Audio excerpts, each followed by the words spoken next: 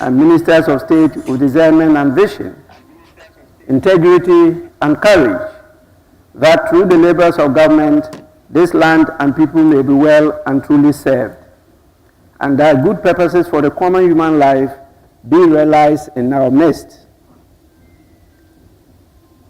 O God, grant us a vision of our country, fair as it might be, a country of righteousness, where none shall wrong his neighbor, a country of plenty, where evil and poverty shall be done away with, a country of brotherhood, where all success shall be founded on service, and honor shall be given to the deserving, a country of peace, where government shall rest on the will of the people and the love for the common good. Bless the efforts of those who struggle to make this vision a living reality. Inspire and strengthen our people, that they may give time, thought, and sacrifice to speed the day of the coming beauty of Ghana and Africa. Amen.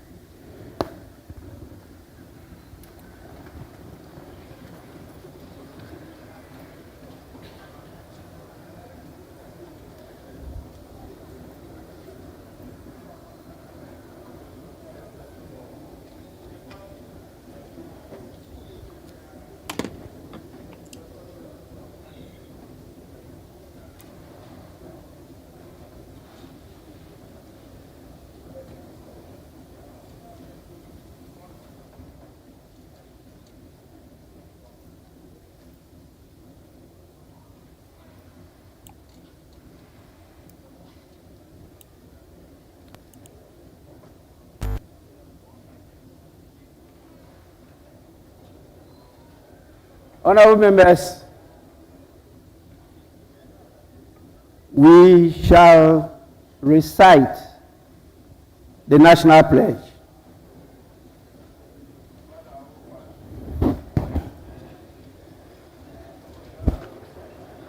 I promise on my honor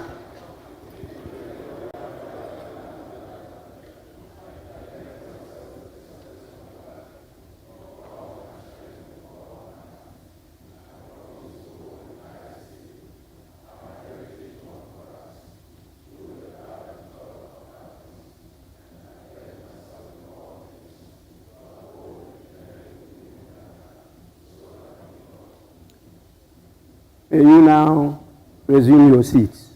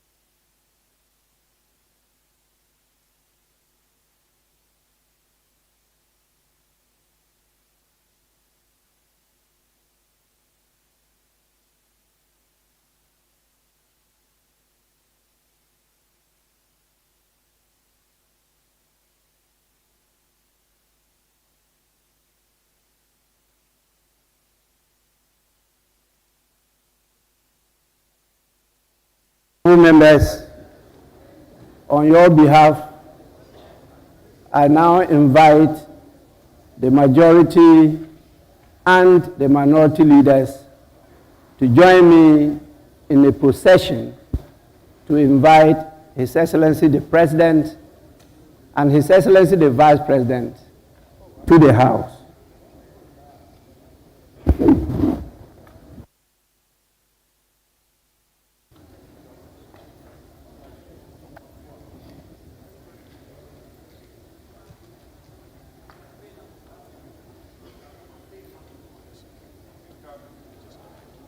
No, we'll go and sit at my end.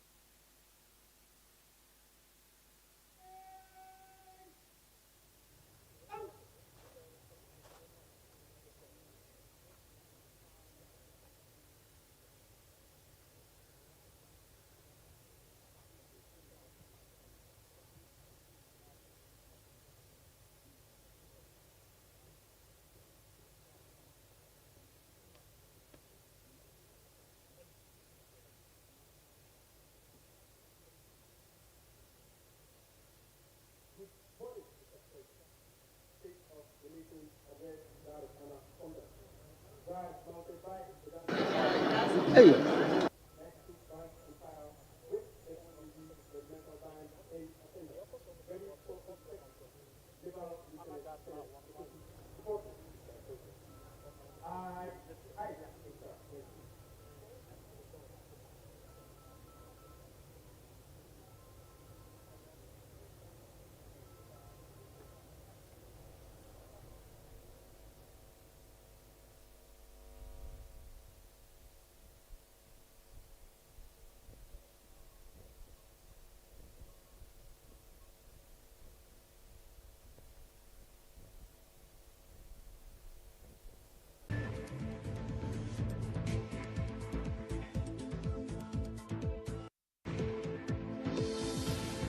Which will mark the president's final report on the state of the nation before leaving Parliament. And the 8th Parliament of the 4th Republic will be officially dissolved on Monday, the 6th of January, 2025.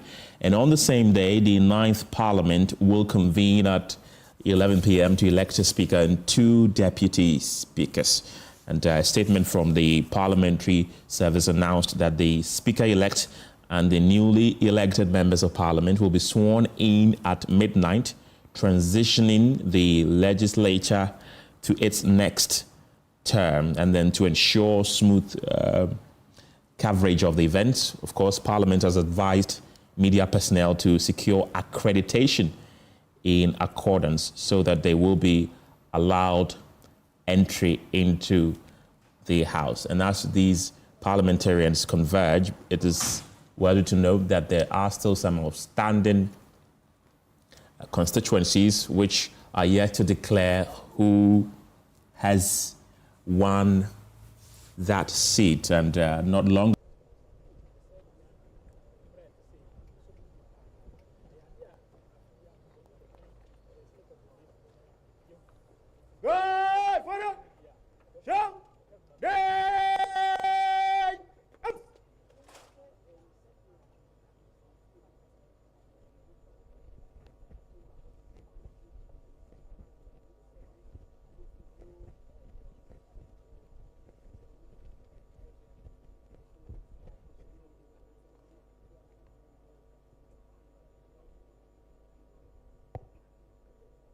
Mr. President, inspection over.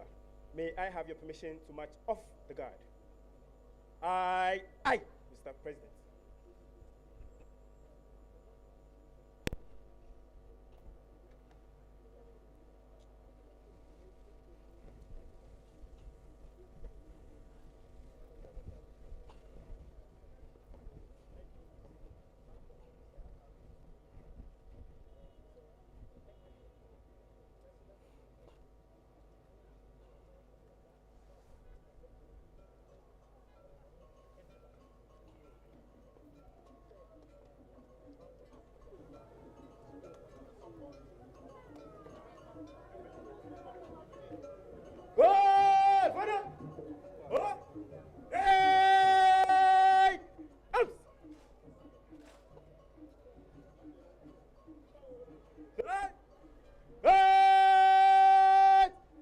Second deputy minority leader. So that's the leadership structure of the MPP heading into the 9th Parliament of the 4th Republic there. And that was announced just yesterday at a NEC meeting by the party's executive election review committee. And they've set up a committee to conduct a post-mortem on the party's participation and performance in the recently concluded 2024 presidential and parliamentary elections. And that's where they announced the new leaders for the House. Alexander Afenyo-Markin will be returning as a leader of the House, but this time around he will be on the minority side, and he will be assisted or deputized by Patricia Appiah-Jay. And then Frank Ano Dompre will become the new minority chief whip in the 9th Parliament. Habib Idrisu will become the first deputy minority leader. And then Jerry Ahmed will become the second deputy minority whip. Habib Idrisu, first deputy minority whip as well. We should be expecting the president to make his way into the House any moment from now to address Ghanaians on the state of the nation and tell the public or account for his stewardship for the past 8 years, what he has done and what he's leaving behind for Ghana. And I remind you again that the topics he's likely to highlight will include the country's macroeconomic indicators, which is the GDP or gross domestic product growth. It will also include inflation, how he has managed inflation. It will include gross international reserves, policy objectives, job creation, and infrastructural development across the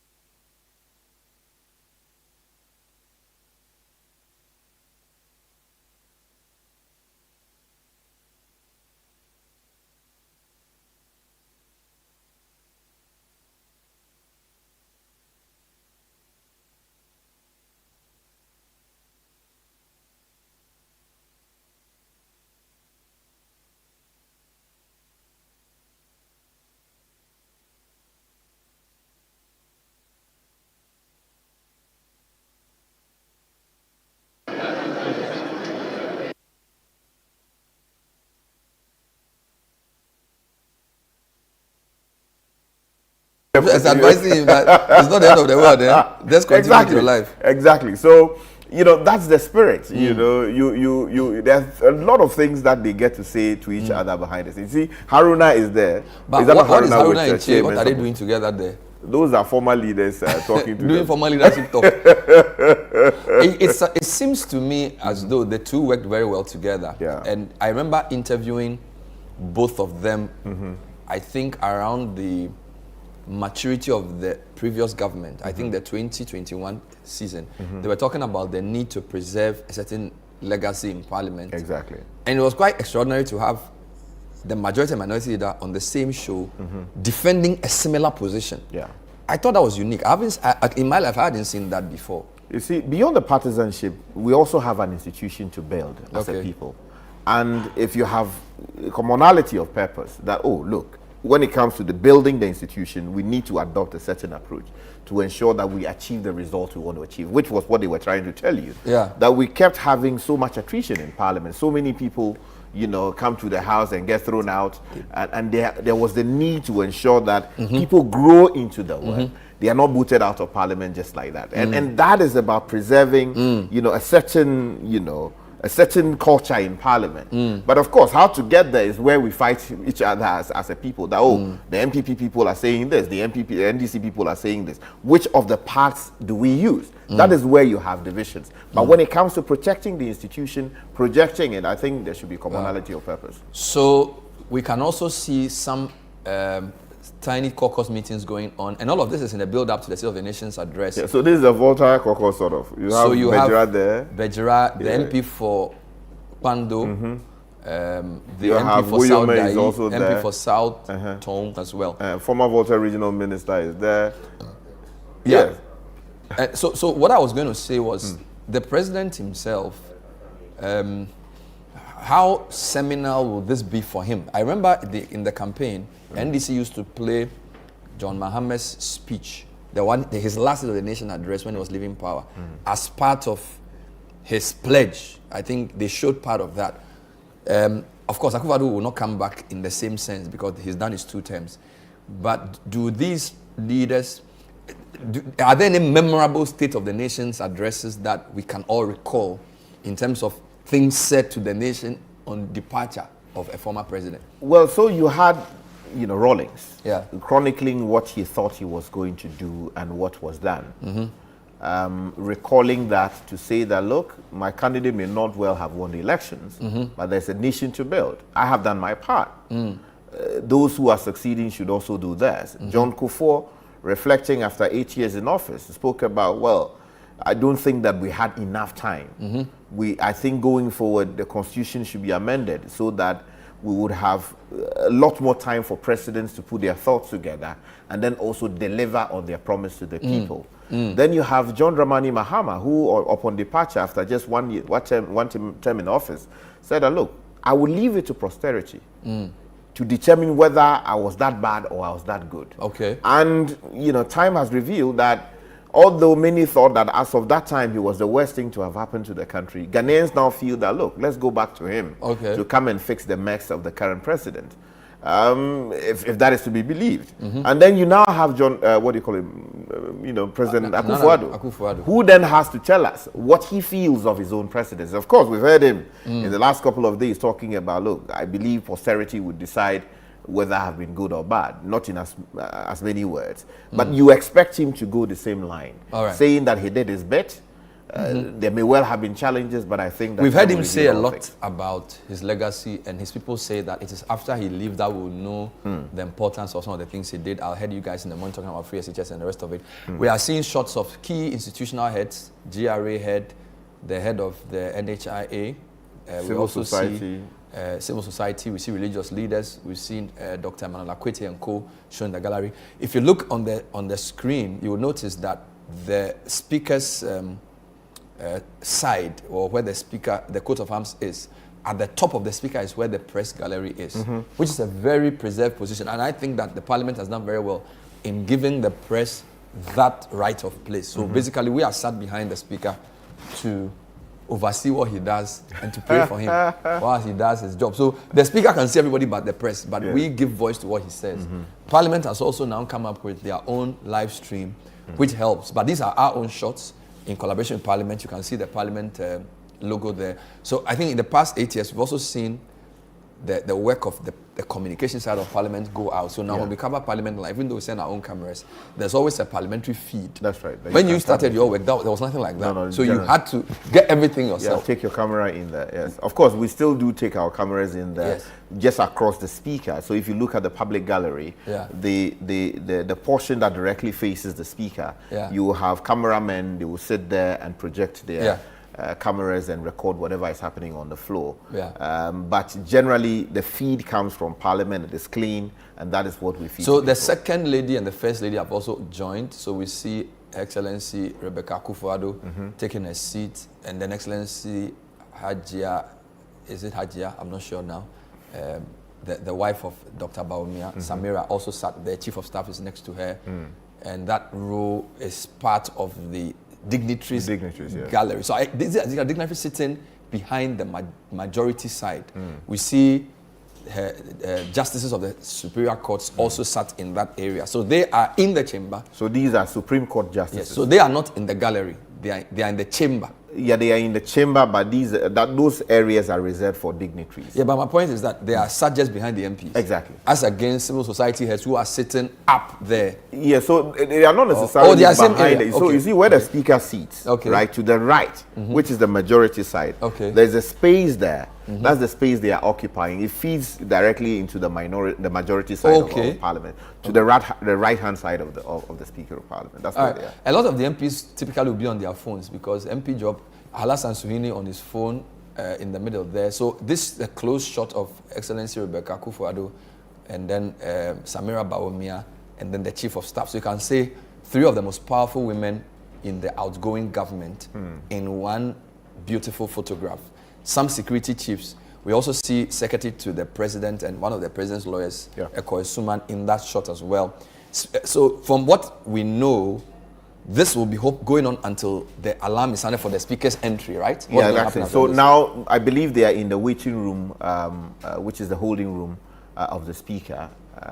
So the Speaker, the President, and some of the key officials of state will be in the holding room. Yeah, so they will be there in the Speaker's chambers. They will have discussions. They will say, "Oh, you did this, blah blah." They're sometimes very, very jovial. Okay. And then when they finish, then the Speaker, together with leadership, will usher the President into the chamber, and then the ritual will begin. I think it's important for the viewers to see some of these things as well, because some of these help us to understand that beyond party politics, we have a nation to build. So you see the MPs in this great camaraderie, laughing, chatting, having seen each other for a long time.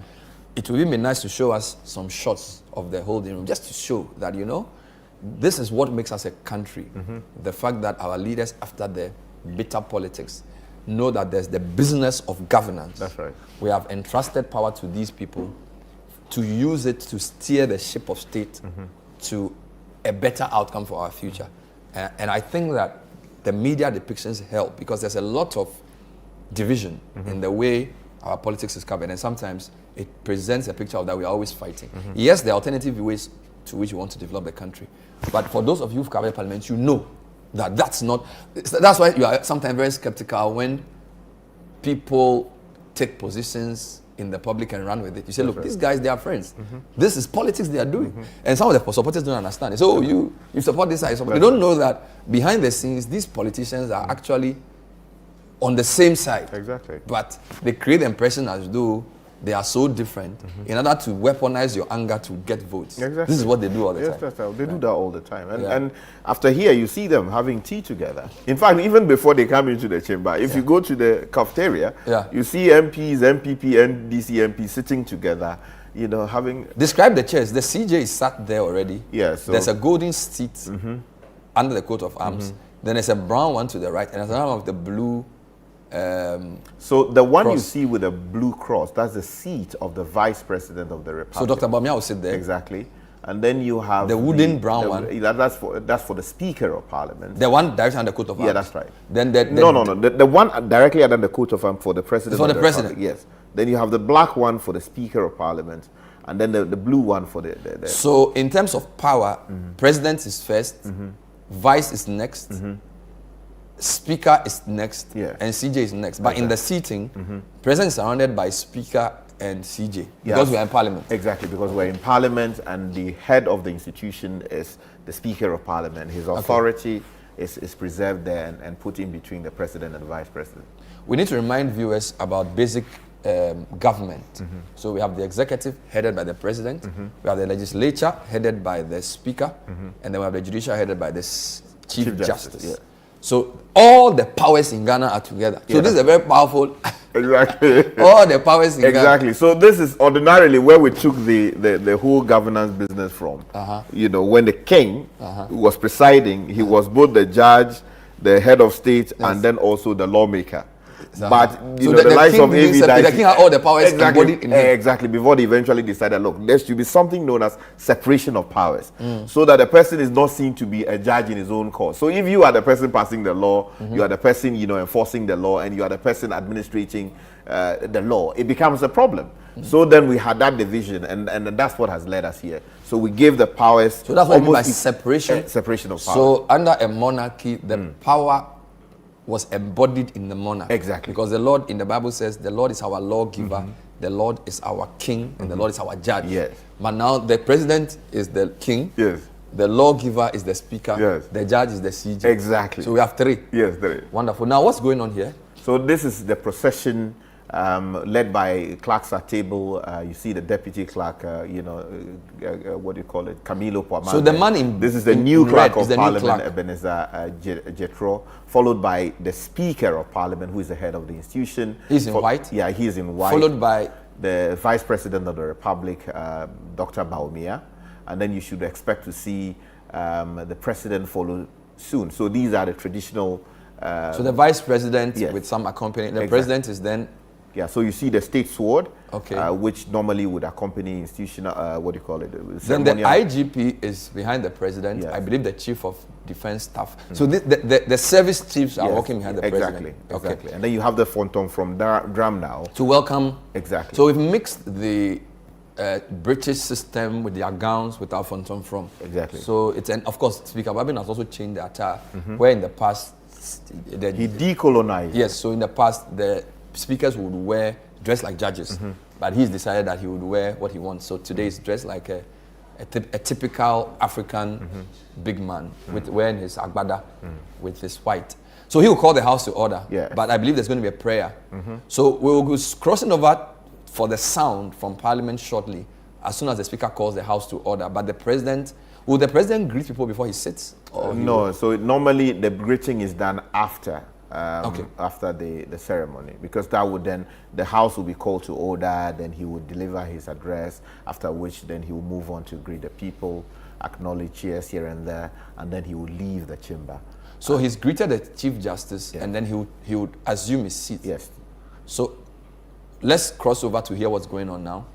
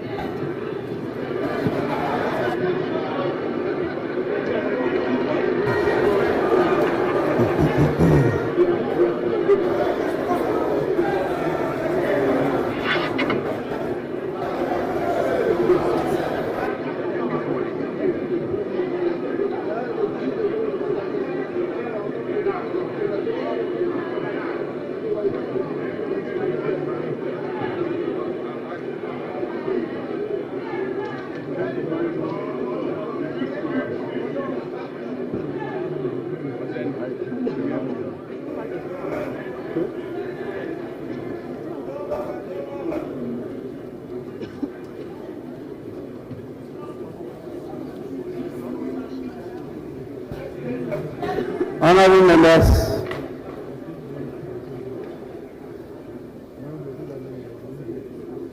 on your behalf, I want to warmly welcome His Excellency Nana Addo Dankwa Akufo-Addo, President of the Republic of Ghana, and the Commander-in-Chief of the Ghana Armed Forces, to the House.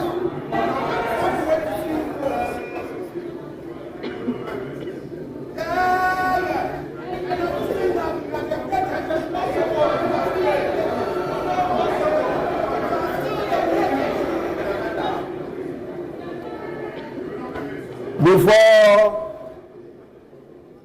I invite him to perform a very important constitutional duty, kindly allow me to acknowledge the presence of the following people.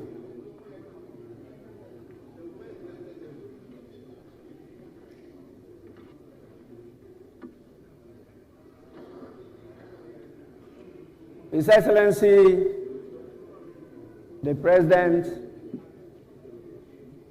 is ably supported in the performance of this duty by His Excellency, the Vice President,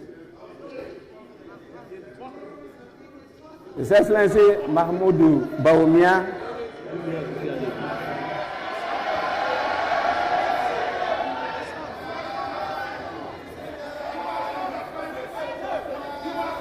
we also have the presence of Her Lordship, the Chief Justice, Justice Gertrude Tukonu,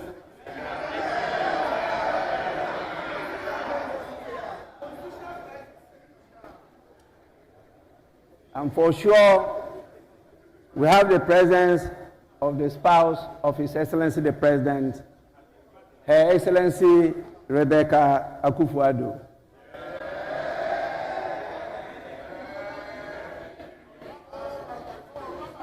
And His Excellency the Vice President, Excellency Samira Bawumia.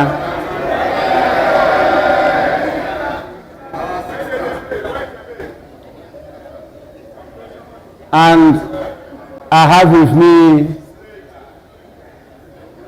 my wife,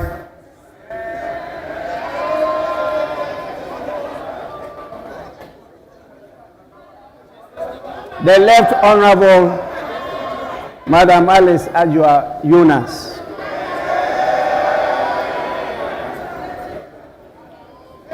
Her Excellency, our Ladyship, the Chief Justice, is accompanied by her spouse, Mr. Francis Tokunu.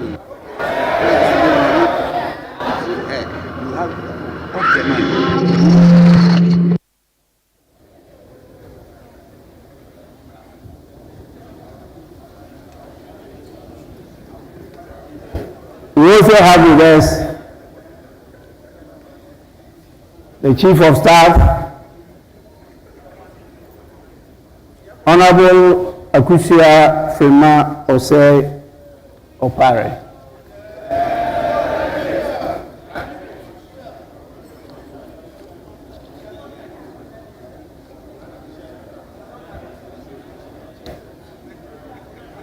We could not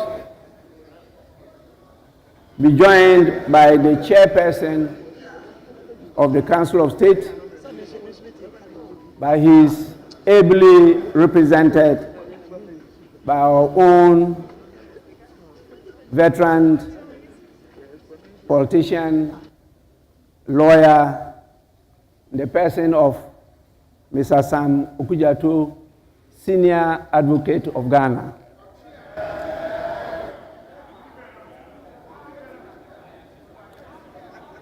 We have with us the evergreen former president, His Excellency John Agyekum Kufuor.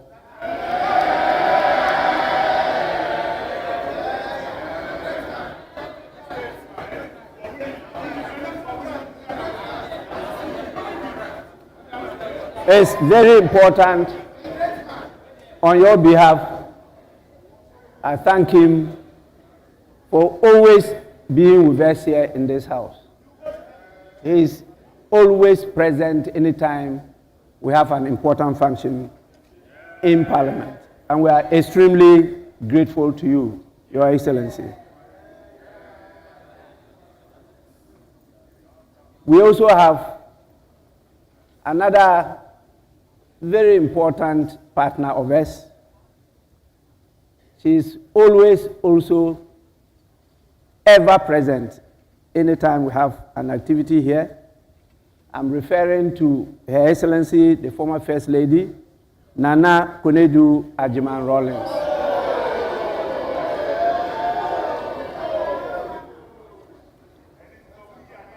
And we have with us here almost all members of the diplomatic corps that are here with us, and definitely you can see them at the important visitors public gallery.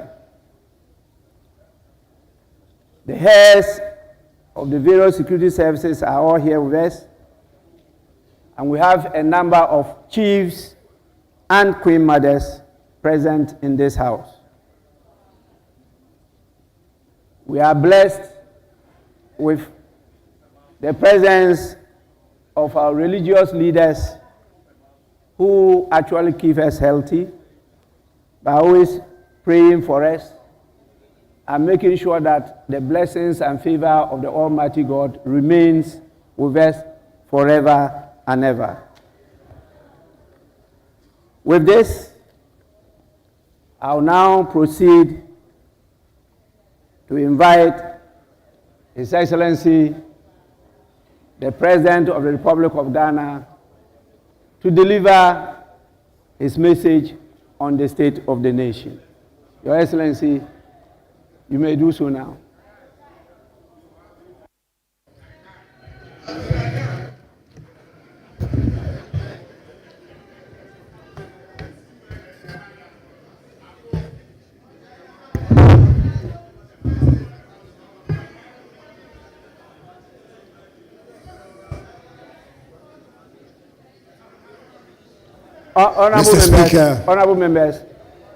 Honorable members, please. This is a very important occasion, and you are in the house we refer to as August House, House of Honor and Dignity. We expect nothing apart from honorable behavior from you, and please, let's listen to His Excellency in absolute silence. I thank all of you for your compliance. Mr. Speaker, as my constitutionally mandated period as President of our country nears its very end, I come before this august House to perform my last official public duty. I'm grateful for the opportunity to give an accounting of my time in office, spell out the highlights of the state of our nation, and place on record the Ghana I'm handing over to my successor. In accordance with protocol and convention, it is good to see that my wife, First Lady Rebecca Akufo-Addo, Vice President Mahamadou Bawumia, Second Lady Samira Bawumia, the spouse of Mr. Speaker, Mrs. Alice Adjoa Jonas Bagbin, Chief Justice Gertrude Tokunu and spouse, and justices of the Supreme Court, the representative of the chairperson, Mr. Sam Okujeto, and members of the Council of State, Chief of Staff at the Office of the President, the Honorable Akosua Fremont Oseo Parry, and officials of the Presidency, Secretary to the Cabinet, Ambassador Mercy Deborah Karakari, Chief of Defense Staff of the Armed Forces, Lieutenant General Thomas Opong Pipra, the Inspector General of Police, Dr. George Akufu Dampare, and the various service chiefs are all present. The Speaker, the House is also duly honored by the welcome attendance of the former President of the Republic, John Agyekum Kufuor, former First Lady Nana Konadu Agyeman-Rawlings, and the Dean and members of the Diplomatic Corps. Mr. Speaker, before I commence my message on the state of the nation, I want to put on record that I am deeply saddened by the devastating fire at Kantomanto Market, which took place yesterday, and has left many traders and their livelihoods in ruins. My thoughts and prayers are with those affected, and I extend heartfelt sympathies to the hard-working traders who have lost their goods and investments. Government stands with you and will work with relevant agencies to ascertain the causes of the fire and to provide the needed support. As a nation, let us unite in compassion and solidarity to help those who have suffered losses. Together, we can extend a helping hand to our fellow Ghanaians in need during this challenging time. Mr. Speaker, it is important to state at the outset that serving the Ghanaian people as president has been the greatest honor of my life. It has been one of great challenges and even greater triumphs, one that has demanded every ounce of my energy, commitment, and love for our beloved country. My vision has always been to see a Ghana that is self-reliant, prosperous, and united, a beacon of hope, democracy, and opportunity in Africa and beyond. That vision remains undimmed, and I'm confident that the strides we have made together will propel Ghana to even greater heights. Mr. Speaker, the first responsibility of a government is the safety and security of the state and its people. I'm happy to report that our country's territorial integrity is intact and all our borders are secure. In a neighborhood of widespread instability, it is no longer an assumption that we can make that our land will be safe and secure. Ghana, by the grace of God, remains the only country in the neighborhood that has not fallen victim to terrorist violence. It has taken a lot of concerted effort, and dare I say a lot of money, to enable us to protect our country from the ravages of the variety of terrorist groups operating and destabilizing other countries in the neighborhood. I wish to pay great homage to the security services and their ministerial leaders for the work they do every day to keep us safe. Mr. Speaker, it gives me no great pleasure to state that an important and integral part of the fabric of our society and the hallmark of our traditions, chieftaincy, continues to be a source of insecurity and destabilization. Upon coming into office, we worked hard with considerable assistance from the Committee of Eminent Chiefs, Otumfuo Asantehene, the Nairi, and the Yabonwura, to bring finally a resolution to the conflict which had blighted the ancient kingdom of Dagbon for many, many years. Bringing peace to Dagbon remains one of the high watermarks of my time in office, and I had been so looking forward to counting it with pride as the top of the list in resolving chieftaincy disputes and conflicts. Unfortunately, the sad situation in Boku must necessarily dampen any enthusiasm about the resolution of chieftaincy problems elsewhere. It is a matter of great regret and distress to me personally that in spite of our best efforts, the Boku conflict remains unresolved. Boku is unhappily not the only area of chieftaincy conflict.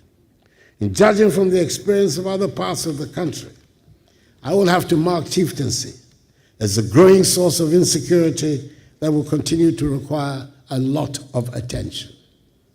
It is clear that part of that process is the need to strengthen the capacities of the Ministry of Chieftaincy and Religious Affairs and the Peace Council, the two frontline institutions responsible for dealing with chieftaincy and other disputes. Mr. Speaker, in my inaugural speech at my swearing in my first term on 7th January 2017, and early on in that term, I made a public commitment to tackle galamsey, the phenomenon that had been ravaging our environment and destroying our lands and water bodies in the pursuit of mining our gold. I knew and was very much aware that fighting galamsey was not a universally popular position for a president to take. But I felt strongly enough about the need to protect our environment to say I was prepared to put my presidency on the line in the defense of our lands and water bodies. And indeed, Mr. Speaker, the fight against galamsey led directly to the loss by my party of several parliamentary seats in the 2020 elections, and to the makeup of this 8th Parliament, which affected the implementation of my policy agenda and impacted the second term of my presidency. I welcome the many loud converts to the fight against galamsey that suddenly appeared in the run-up to the 2024 elections. And I pray that more and more of us get to embrace the need for the protection of our lands and water bodies. As I have stated on numerous occasions, the fight against galamsey is not a fight against mining or the extraction of the gold the Almighty has so generously endowed us with. But we owe it to future generations of Ghanaians to extract our minerals in a manner that protects our lands and water bodies. I'm happy to be able to say that we have implemented some of the boldest and most progressive policies in the mining, forestry, and land sectors. As a result of these policies, we overtook South Africa as the leading producer of gold on the continent and have consistently increased gold production to reach an unprecedented 4 million ounces last year. Not only have we revamped dormant mines like the Obuasi and Bibiani mines, we have also worked to deliver the Cardinal Namdi mine, the first large-scale mine in northern Ghana, and the first greenfield gold mines in our country in more than a decade, with the ongoing construction of new mines in Ahafo by Newmont and Upper West by Azuma Resources.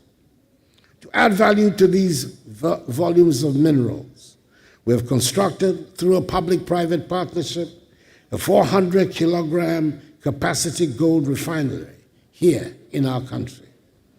We have also concluded discussions with the parent company of Ghana Manganese Company Limited for the construction of a $450 million United States dollars manganese refinery at Nsuta. Moreover, the establishment of the Ghana Integrated Aluminum Development Corporation and the Ghana Integrated Iron and Steel Development Corporation has laid the groundwork for the industrialization of many of our natural resources. These entities are expected to generate significant revenue, create jobs, and enhance the value addition of our natural wealth. Each of these initiatives was guided by the vision to harness Ghana's wealth for the benefit of her people, ensuring a legacy of sustainable development for future generations. We continue to work to increase the forest estate of our country. Under the Ghana Forest Plantation Strategy, some 121,000 hectares of degraded forests were cultivated between 2017 and 2023. And under the Green Ghana Project, over 52 million trees have been planted in just 4 years of its implementation. In 2023, Ghana became the second country in Africa and the third in the world to receive results-based payments from the World Bank Carbon Fund for reducing emissions. Under the Ghana Cocoa Red Plus program, we have also completed all the necessary steps under the voluntary partnership agreement with the European Union. And effective June this year, Ghana will become the first African country and the second globally to issue forest law enforcement, government, and trade licenses.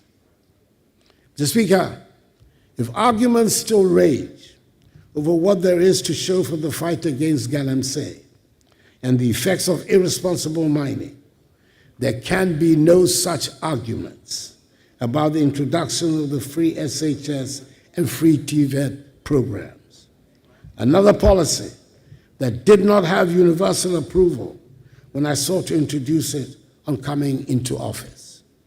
However, I believe this is one of the rare occasions on which we can use the word transformational without any danger of abusing the word. We have transformed education, and there can never be a reversal,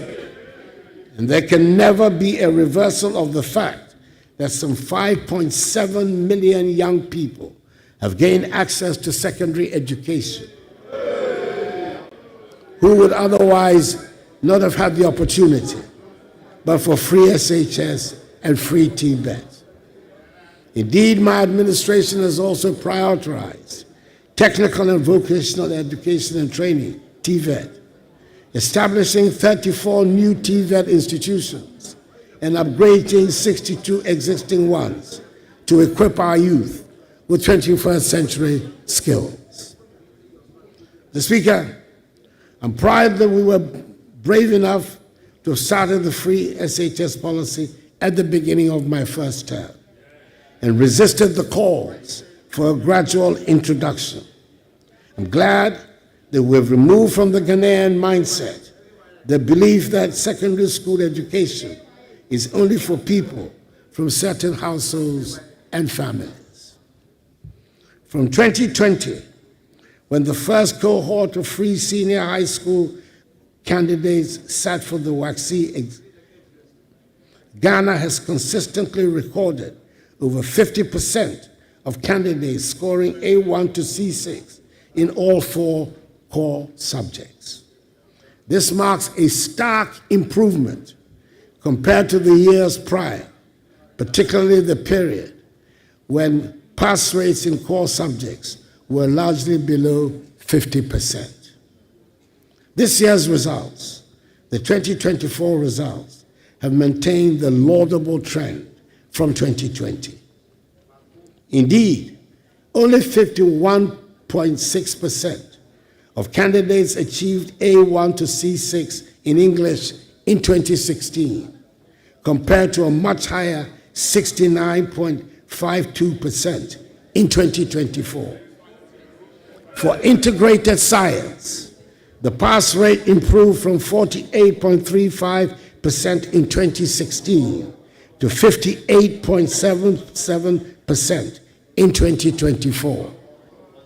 Mathematics demonstrated the most dramatic progress, rising from a mere 33.12% pass rate in 2016 to an impressive 66.86% in 2024. Social studies followed a similar trend, improving from 54.55% in 2016 to 71.53% in 2024. Moreover, the 2023 WACC results stand out as the best in the history of the examination.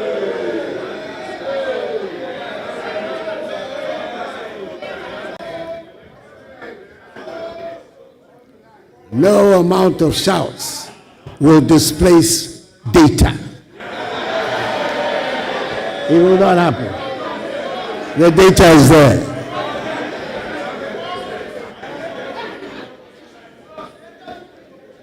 as the best in the history of the examination, with record-breaking performances across all core subjects. It is obvious then that our reforms have not only expanded access, but have also enhanced the quality of education. I am glad that we have elevated TVET and STEM to where they properly belong, and that they will no longer be seen as the option for those who cannot make the top grade. We have embarked on the development of 20 STEM centers and 10 model STEM senior high schools across the nation, and also constructed 186 new science laboratories nationwide. The other day, I commissioned the Accra STEM Academy, which is destined to play a key role in the future of STEM education in our country. These institutions are designed to provide hands-on learning experiences with cutting-edge facilities. From coding to robotics, our students are being prepared for the demands of the 21st century. It has not been without challenges, but the results are evident. I'm delighted with the infrastructure transformation that has taken place on our school and university campuses. This was displayed in a dramatic fashion a few weeks ago when the Ministry of Education staged the simultaneous commissioning of 80 new educational facilities across the nation. I do not suggest that we have finished what we set out to do, but we have certainly established what a kindergarten is supposed to be like. We've established what a primary school should be like. We've set standards for what constitutes a JHS. Science laboratories are now integral parts of junior and senior high schools, and computer tablets are available for all school children. Mr. Speaker, now we know and accept that a public school building can be painted in beautiful and attractive colors.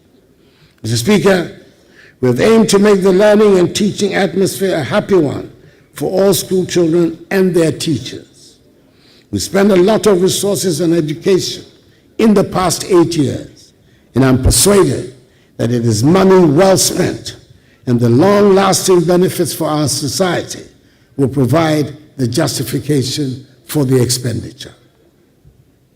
Mr. Speaker, it is impossible to make any meaningful accounting of my time in office without reference to the COVID pandemic.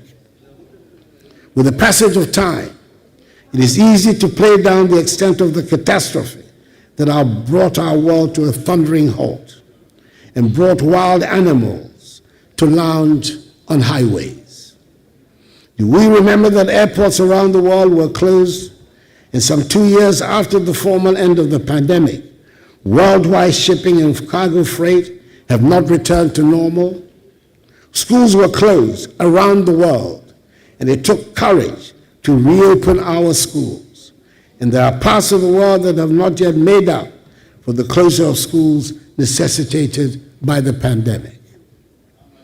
Probably, Mr. Speaker, the most poignant aspect of those times was not the fear that gripped us all, but the fact that we were unable to hold hands or hug each other, and we could not have funerals for our dead.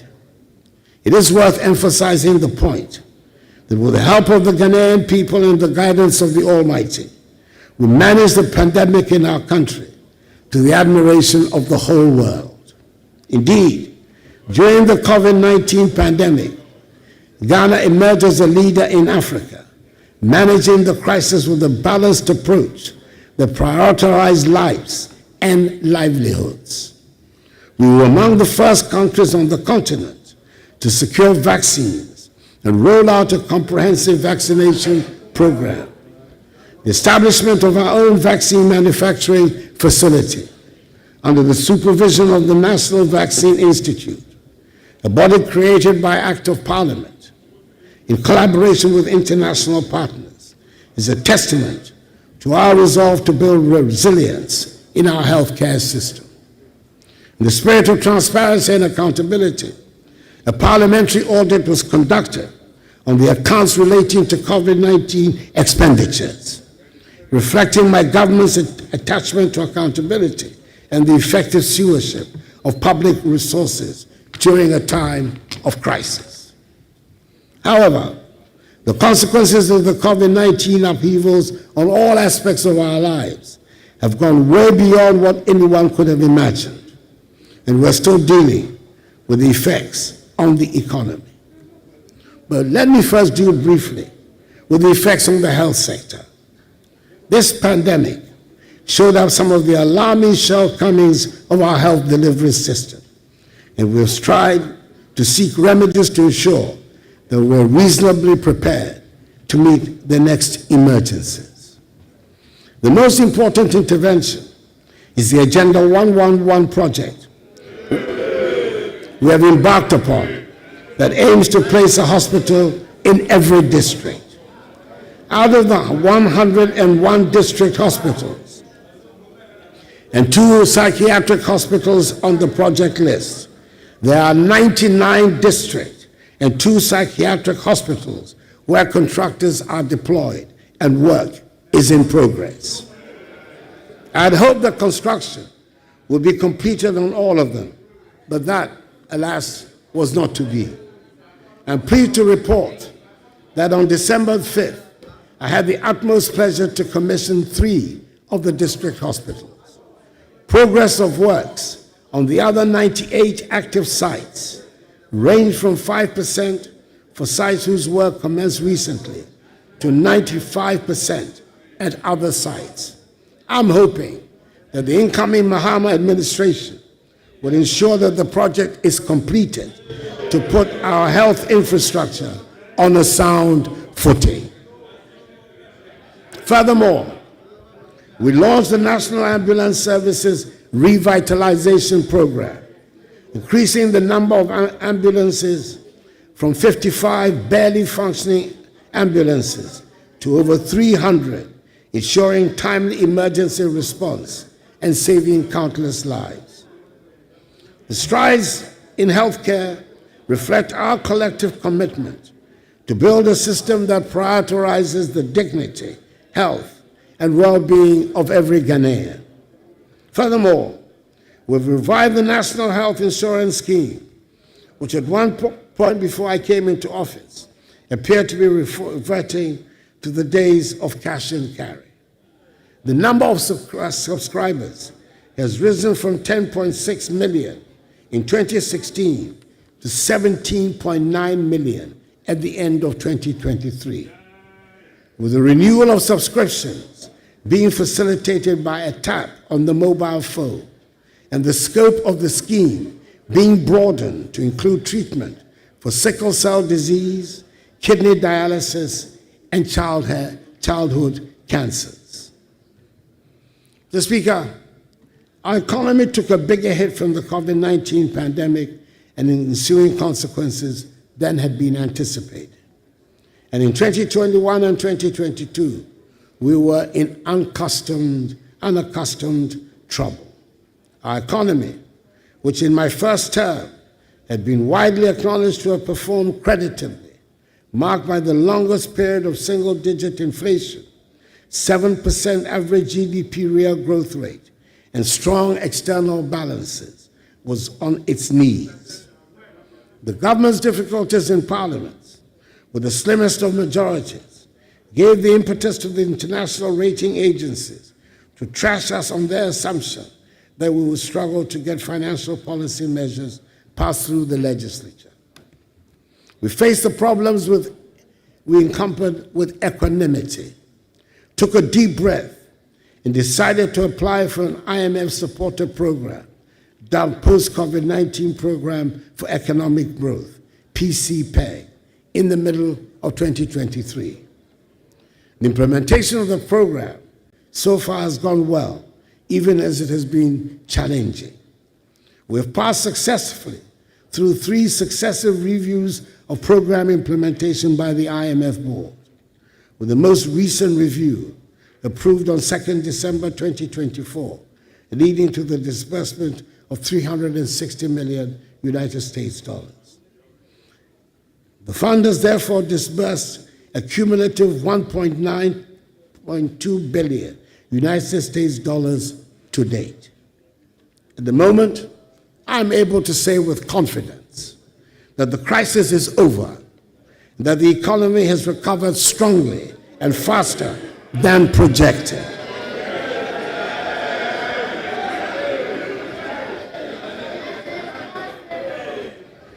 In order for me to be able to make this assertion, I must make reference to the debt restructuring exercise.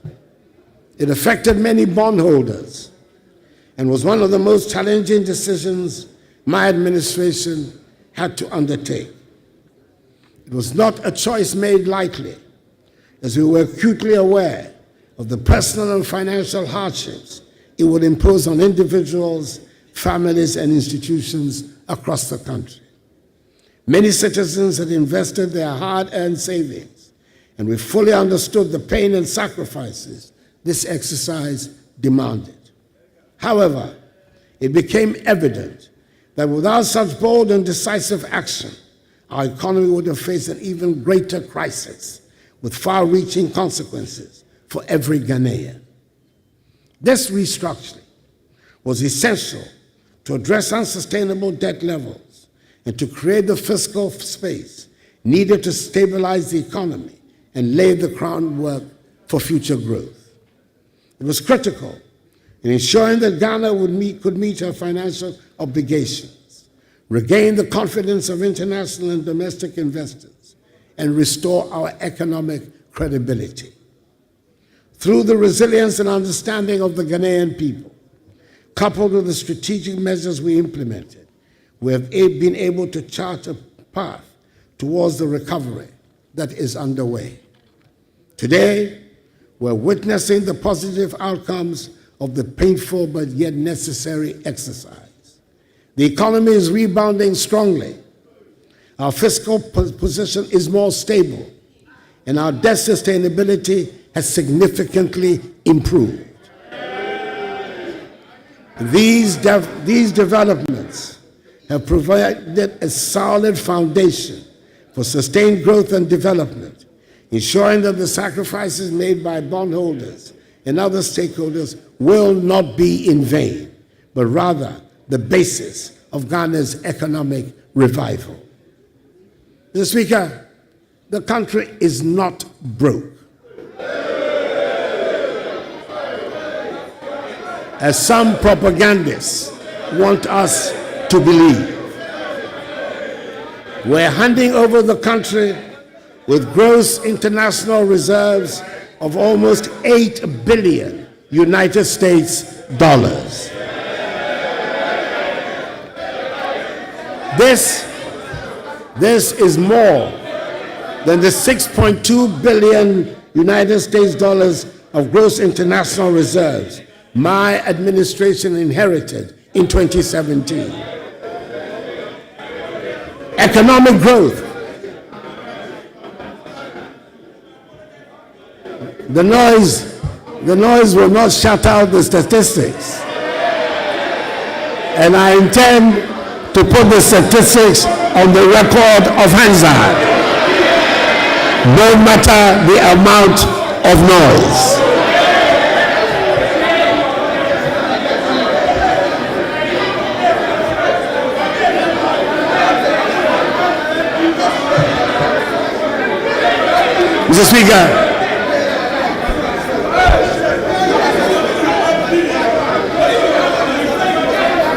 Mr. Speaker, economic growth. Honorable members, the level of interruption is high. Please, honorable members,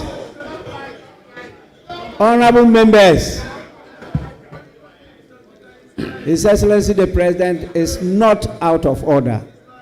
Please.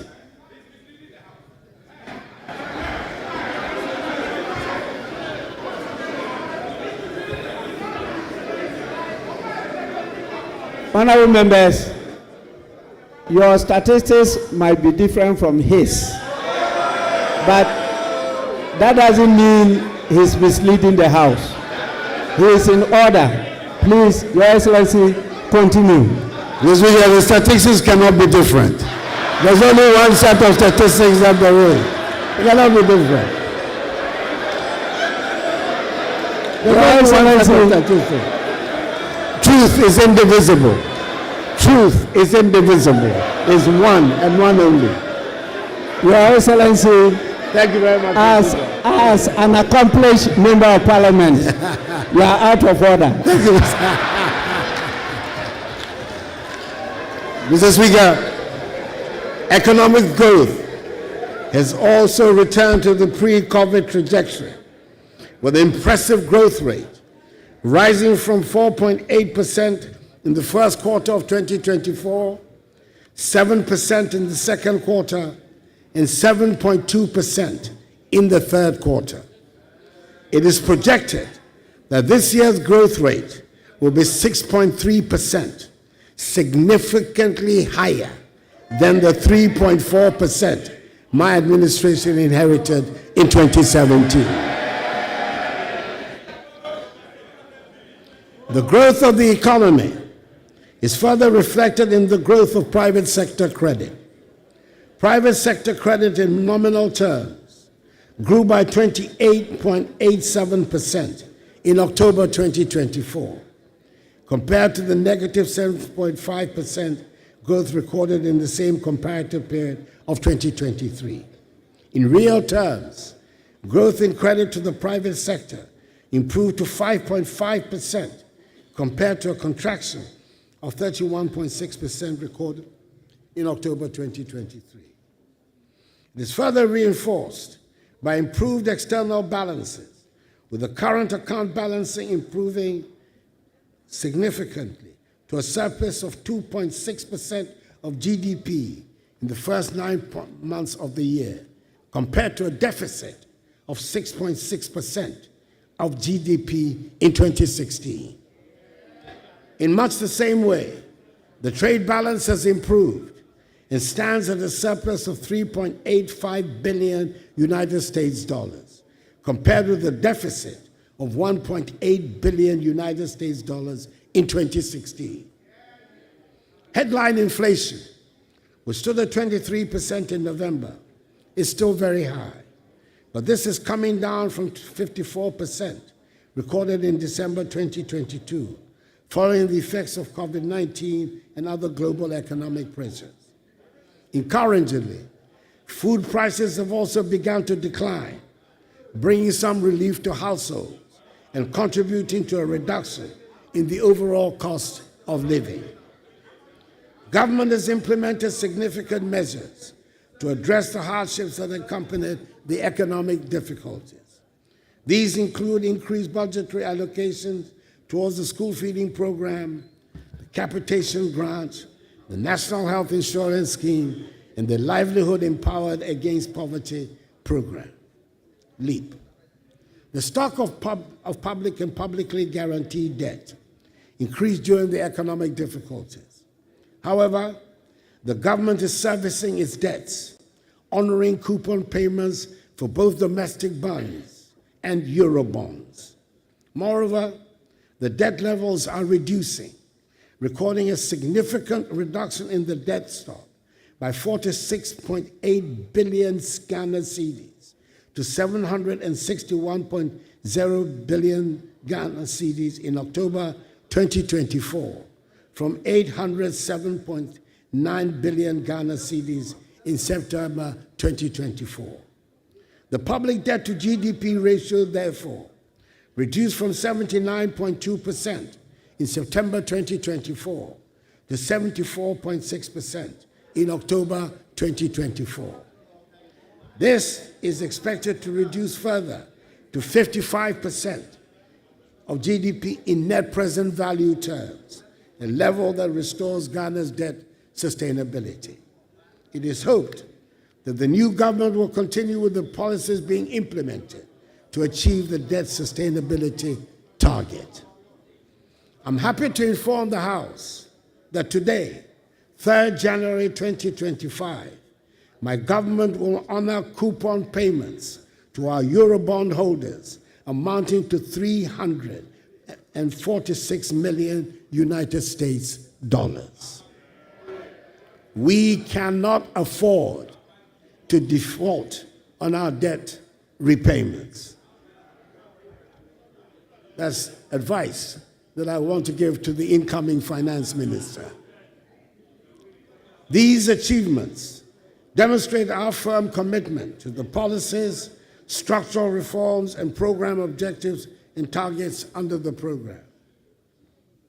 Let me at this juncture state unequivocally that the banking sector cleanup undertaken by my administration was an act of necessity, not of vendetta. It was a bold and decisive intervention to safeguard the strength and integrity of Ghana's financial system.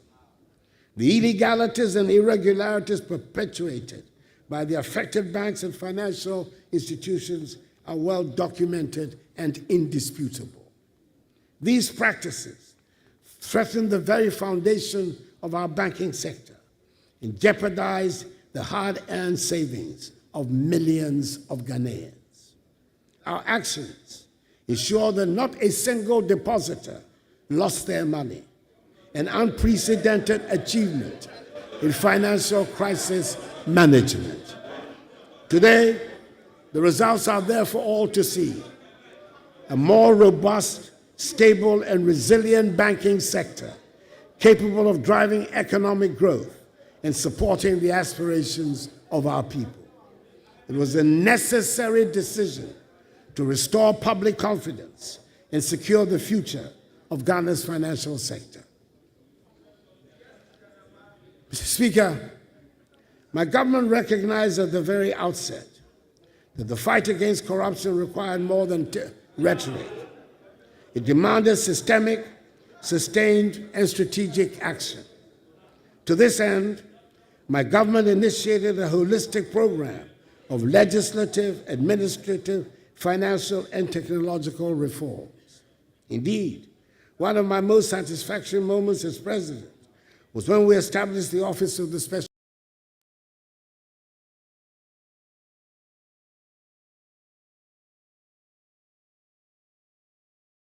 Determination to tackle corruption head-on. I wanted Ghanaians to know that no one, no matter their rank or status, would be above the law. Its creation was initially met with considerable skepticism in some quarters, but I believe now its creation was initially met with considerable skepticism in some quarters, but I believe now that there is general consensus that has been an important contributor to our anti-corruption efforts. During my first term, we passed the Witness Protection Act in 2018, creating a framework to safeguard individuals who cooperate with law enforcement, especially in corruption cases. Furthermore, the Criminal Offences Amendment Act 2020 elevated corruption from a misdemeanor to a felony, with harsher penalties of 12 to 25 years of imprisonment. We also enacted key laws, such as the Fiscal Responsibility Act, the Revenue Administration Amendment Act, and the Anti-Money Laundering Act, all of which have strengthened our institutional framework to combat corruption and ensure accountability. We ensured that all allegations of corruption leveled against appointees were duly investigated by independent institutions of state, which generally dismiss them as unfounded. Budgetary support for accountability institutions has also witnessed unprecedented increases. For instance, from 2017 to 2023, SRA's budget increased by 99%, Parliament's by 100%, the Office of the Attorney General by 162%, the Audit Service by 258%, and the police by 274%. These investments reflect my administration's commitment to empowering these institutions to discharge their mandates effectively, sharpened. The application of these tools, whilst respecting as it should due process and the rule of law, however, should pose no problem, no fears for any honest public office holder. I remember the early days of these reforms when skepticism abounded. People asked, will this really make a difference? Today, the numbers speak for themselves. The Auditor General's report for 2023 showed a reduction of 5.2 billion cedis in financial irregularities, a 32% drop from the previous year. You're not listening to me. You're not listening to me. I've just explained to you. From the previous year, I just said so. Listen, open your ears and listen to me. Mr. Speaker, my government has undertaken impressive reforms to strengthen Ghana's judiciary, enhancing both capacity and accessibility. Key achievements include addressing court infrastructure challenges with the construction of 100 courthouses, 90 of which have been completed and are operational, making it the biggest single infrastructural intervention for the judiciary in our nation's history. The establishment of the Court of Appeal complex in Kumasi, along with in our nation's history. The establishment of the Court of Appeal complex in Kumasi, along with 20 townhouses and a guest house for justices in the northern sector, now enables appeals from 11 regions to be handled locally, reducing delays in justice delivery. Additionally, the implementation of the e-justice system has digitized case management and streamlined processes, solidifying the judiciary's role as a bulwark of Ghana's democracy and development. Moreover, the Law House, a modern facility for the Office of the Attorney General, has now been completed. Mr. Speaker,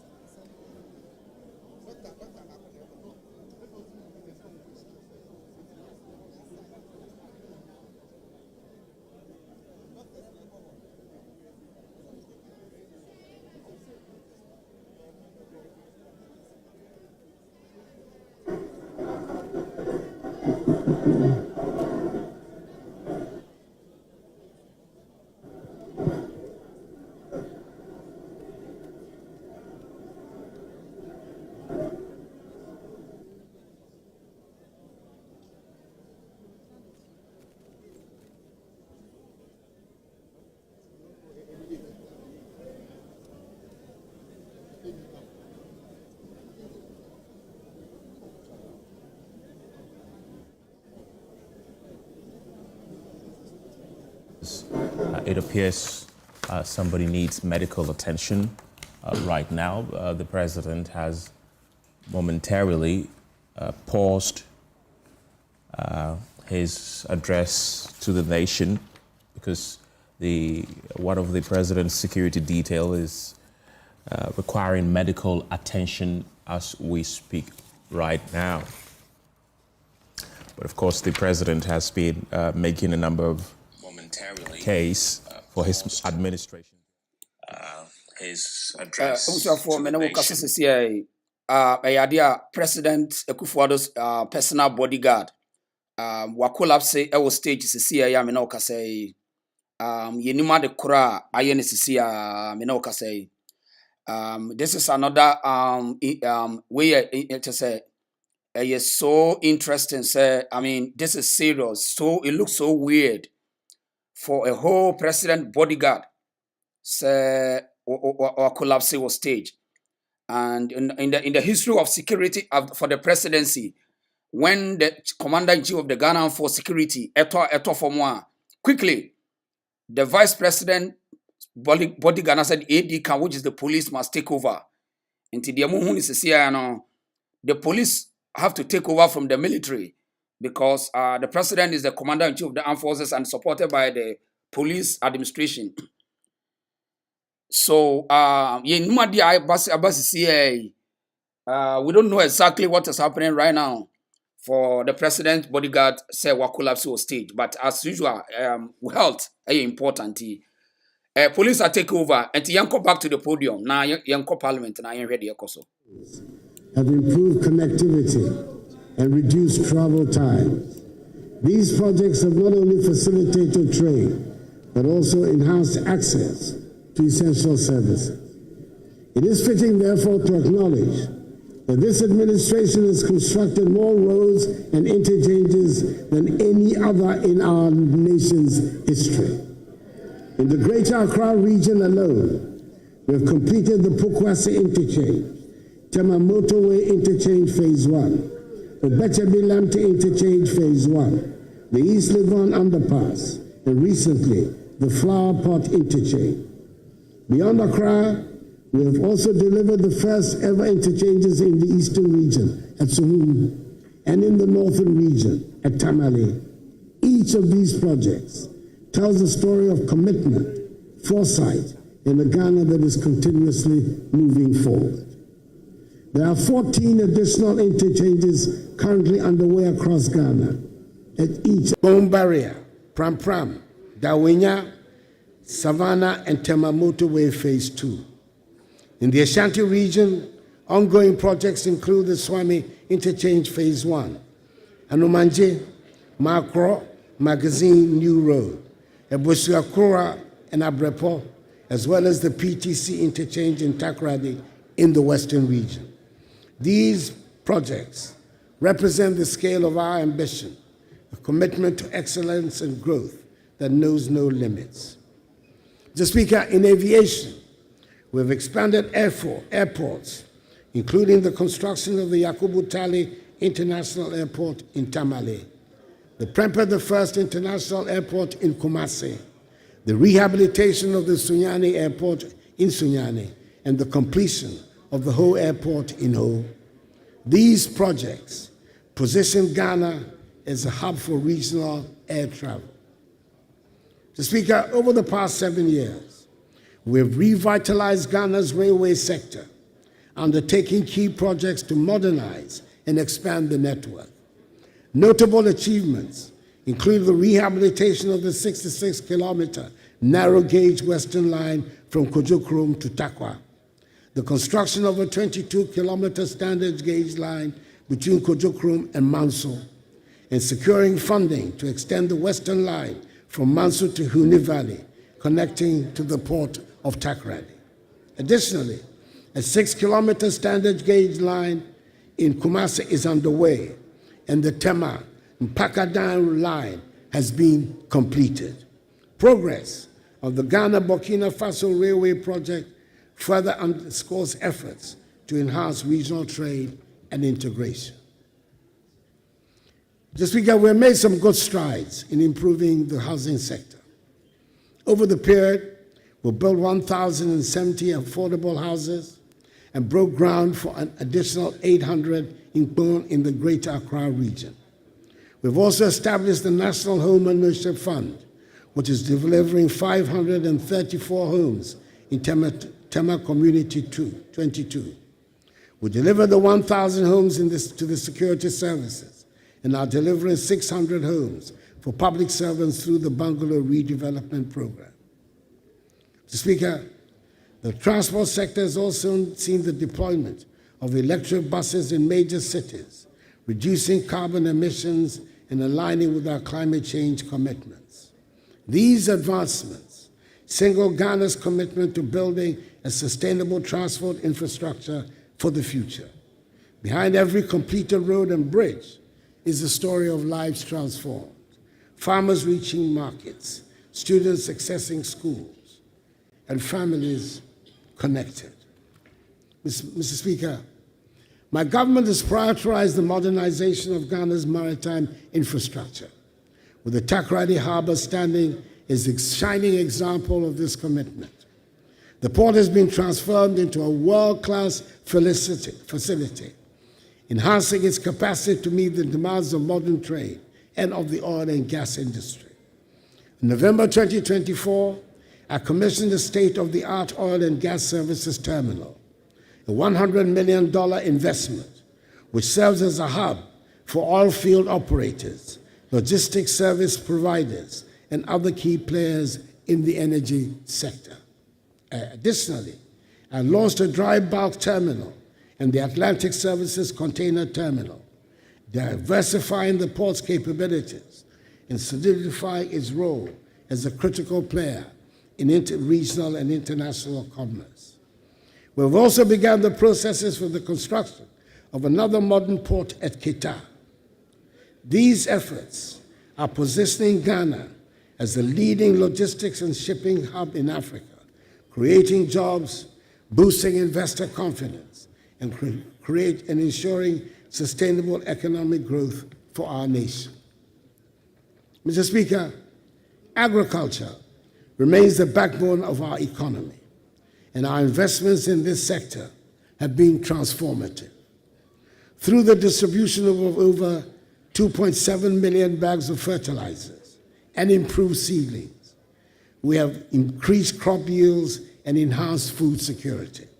For example, maize production increased by 110%, rice by 48%, and soybean by 150% between 2017 and 2023. The establishment of 140 agricultural mechanization centers and the rehabilitation of irrigation schemes have modernized farming practices and reduced dependence on rain-fed agriculture.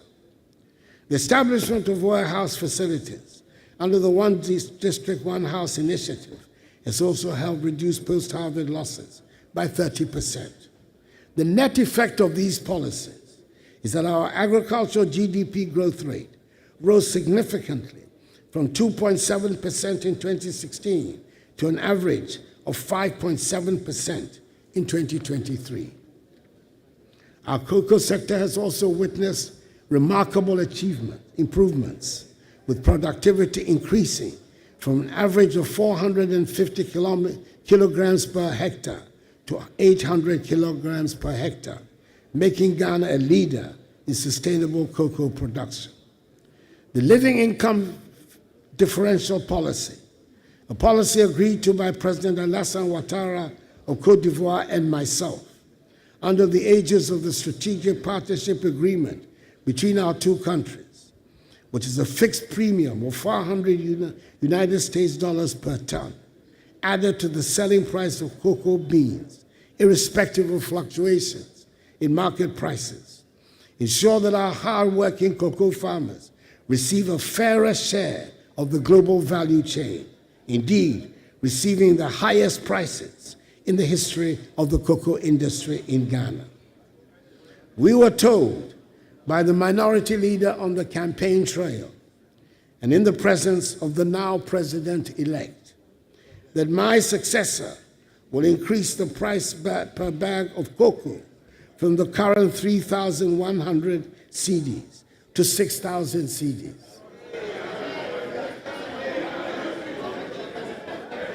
Our farmers will be very happy when this pledge is realized.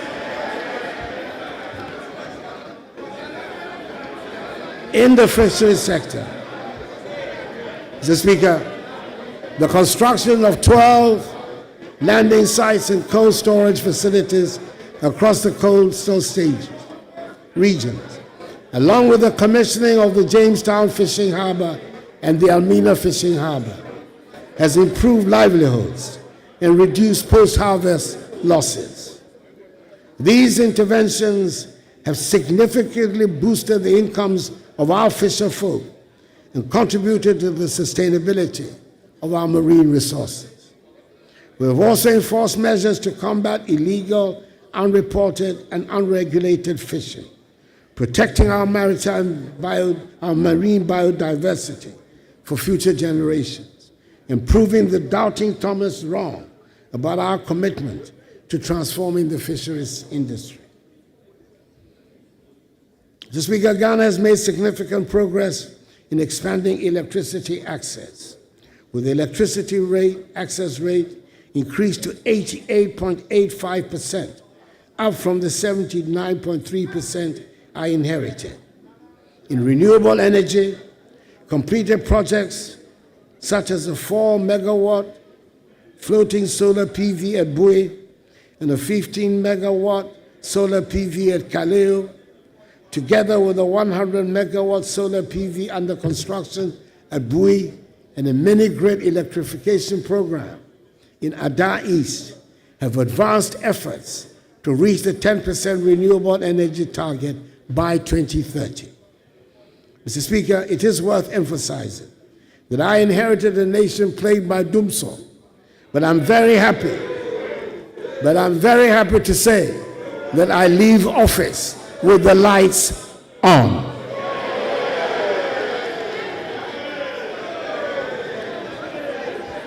This achievement did not come without its challenges. When my administration assumed office, we inherited an energy sector legacy debt of $2.5 billion United States dollars. The Energy Sector Recovery Program, developed by government and the World Bank, projected that this debt would balloon to a staggering $12.5 billion United States dollars within 5 years if no decisive actions were taken. We knew that such a scenario would cripple the sector, undermine investor confidence, and plunge the nation back into darkness. Mr. Speaker, we got to work immediately. Through tough negotiations with independent power producers, prudent financial management, and targeted interventions, we've been able to stabilize the sector while keeping the lights on.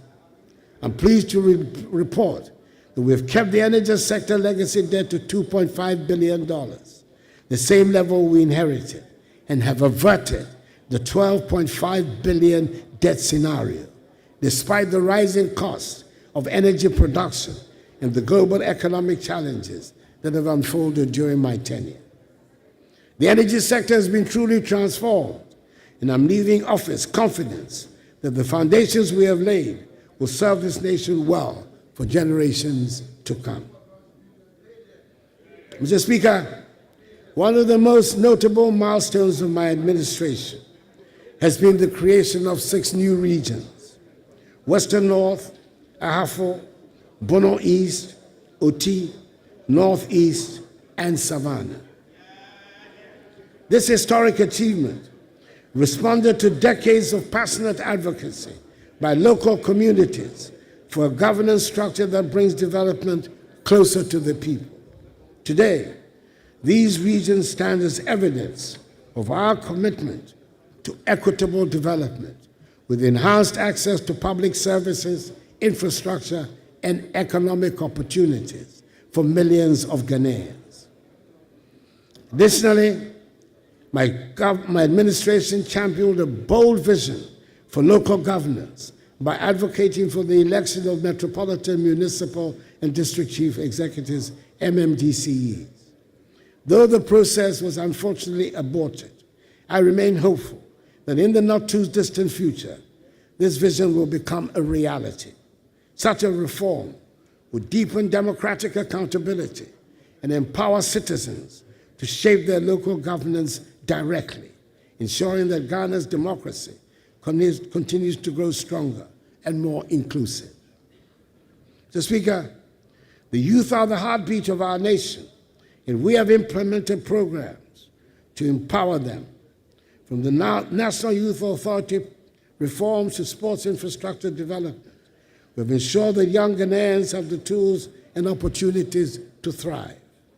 The construction of some 150 AstroTurf pitches across the country and the rehabilitation of existing stadia have boosted Ghana's standing as a hub for international sports, including hosting successfully, despite all odds, the 2023 All-Africa Games. Creating an entrepreneurial climate has been a cornerstone of my administration's vision for empowering Ghana's youth. From the establishment of the National Entrepreneurship and Innovation Programs, NEIP, in 2017, with a $10 million United States dollar seed fund, to the transformative Greenhouse Estate Project and Entrepreneurship and Innovation Center in 2020. We have supported 15,000 startups, trained 250,000 young entrepreneurs, and created over 100,000 jobs. Initiatives being implemented by the Ghana Enterprises Agency, GEA, like the Ghana Economic Transformation Program, the Hubs Grant and Acceleration Program, CAP-BUS, U-START, and the Ghana Cares Obantapa Program, have further strengthened this vision, benefiting some 1.6 million Ghanaians and dispersing over 2 billion cedis in loans and grants. These efforts have sparked innovation, created jobs, and laid the foundation for a thriving entrepreneurial ecosystem, leaving a legacy of opportunity and growth. Mr. Speaker, in tourism, the Year of Return in 2019 and Beyond the Return initiatives attracted over 1.5 million visitors. These campaigns not only boosted our economy, but also strengthened ties with the African diaspora, positioning Ghana as a premier destination for cultural heritage and investment. The establishment of ecotourism sites and cultural heritage projects has further diversified our tourism offerings, attracting global attention. One of the significant undertakings in this sector has been the renovation of the Kwame Nkrumah Mausoleum. This celebrated site, dedicated to the memory of our first president, Kwame Nkrumah, has been transformed into a world-class facility that honors his legacy and attracts visitors from around the globe.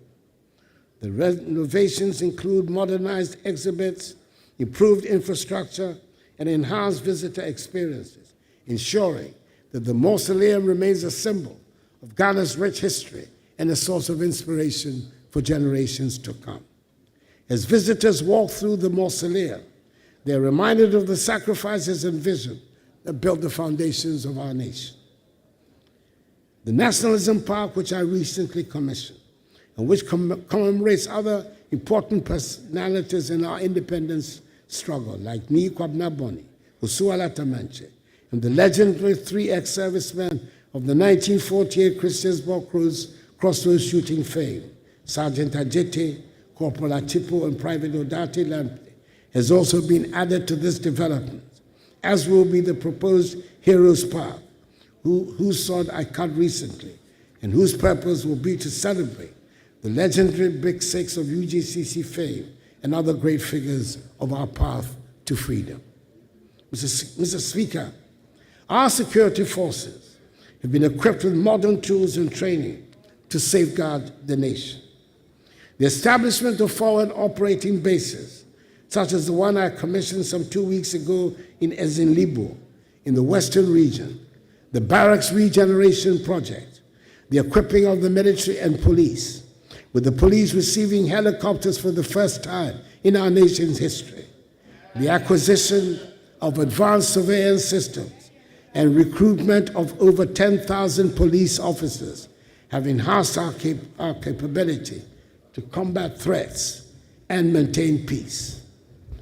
The successes of our anti-terrorism programs and cross-border security initiatives reflect our commitment to national and regional safety.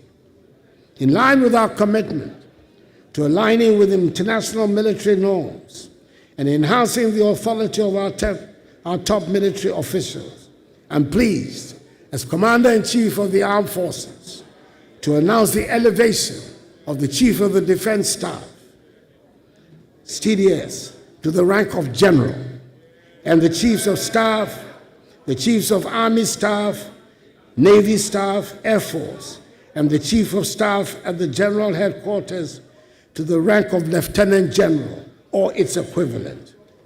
These promotions, alongside our successes in anti-terrorism programs and cross-border security initiatives, position Ghana as a serious player in defense and bolster our international partnerships in peacekeeping and security. In communications, the digitization of public services, including the Ghana card, mobile money interoperability, and e-services, has transformed service delivery and improved transparency. These initiatives have positioned Ghana as a leader in digital transformation on the continent, with over 18 million Ghanaians enrolled in the National Identification System. The expansion of broadband connectivity to rural areas has bridged the digital divide, ensuring inclusive access to the opportunities of the digital economy. Every citizen's ability to engage with technology is a testament to our shared belief in progress and innovation. Mr. Speaker, we have tried to make real many of the slogans that have dominated our public discourse since independence.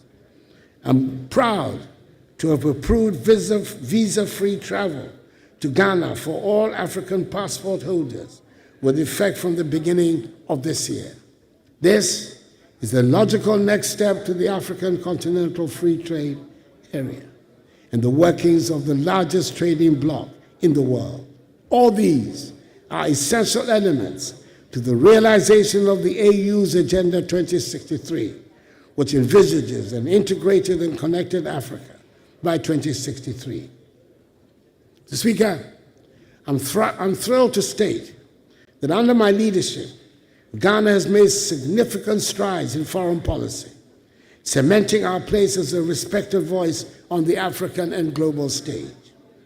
It was during my tenure that Accra was unanimously chosen by the authority of heads of state and government of the African Union to host the Secretariat of the AFCFTA, a crucial phase in Africa's journey towards economic integration. We also secured Accra as host city of the Climate Vulnerable Forum Secretariat, a grouping of 56 countries, reaffirming Ghana's commitment to leading the fight against climate change for vulnerable nations. As chair of ECOWAS for 2 successive terms, I had the privilege of guiding our region through challenges of political instability and economic recovery. Furthermore, Ghana secured a non-permanent seat on the United Nations. Privilege of guiding our region through challenges of political instability and economic recovery. Furthermore, Ghana secured a non-permanent seat on the United Nations Security Council for 2 years allowing us to contribute meaningfully to global peace and security at a time of unparalleled changes. Indeed, it was Ghana that led the Security Council to adopt Security Council Resolution 2667, which provides for the United Nations to pay from assessed contributions 75% of expenses of UN peacekeeping operations in Africa, a matter that had been in controversy and unresolved for several years. Secretary General of the Commonwealth. The first time a Ghanaian and an African woman has held this esteemed position. I hope the House will join me to extend hearty congratulations to our Foreign Minister, Honorable Shirley Ayoko Butchie. Yeah.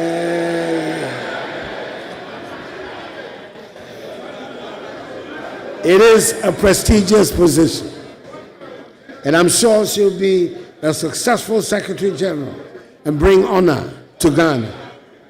Another feather in the cap of Ghana's recent foreign policy has been the attainment this year of full membership of l'Organisation Internationale de la Francophonie, OIF, of which we have been an associate member for some 18 years. Our country, one of the few to be full members of both the Commonwealth of Nations and La Francophonie, has the opportunity to play a constructive role as a bridge between the Anglophone and Francophone worlds, particularly in Africa, enhancing our influence. These milestones reflect my administration's dedication to advancing Ghana's interests and strengthening our standing in the international community. Mr. Speaker, there is a subject that continues to attract a lot of public discussion, and that is the call by some for a review of the 1992 Constitution, under which we have operated in this Fourth Republic for the past 32 years. Mr. Speaker, there is no perfect constitution anywhere in the world. And with all its shortcomings, I would say that this constitution has served us well. It has provided the platform for the longest period of uninterrupted, stable, constitutional democratic governance in our history. A constitution does not cure the irritations of the democratic process. There's no constitution that will satisfy the desires of those who do not believe in the democratic process. I would suggest that in the approach to the calls for a constitutional review,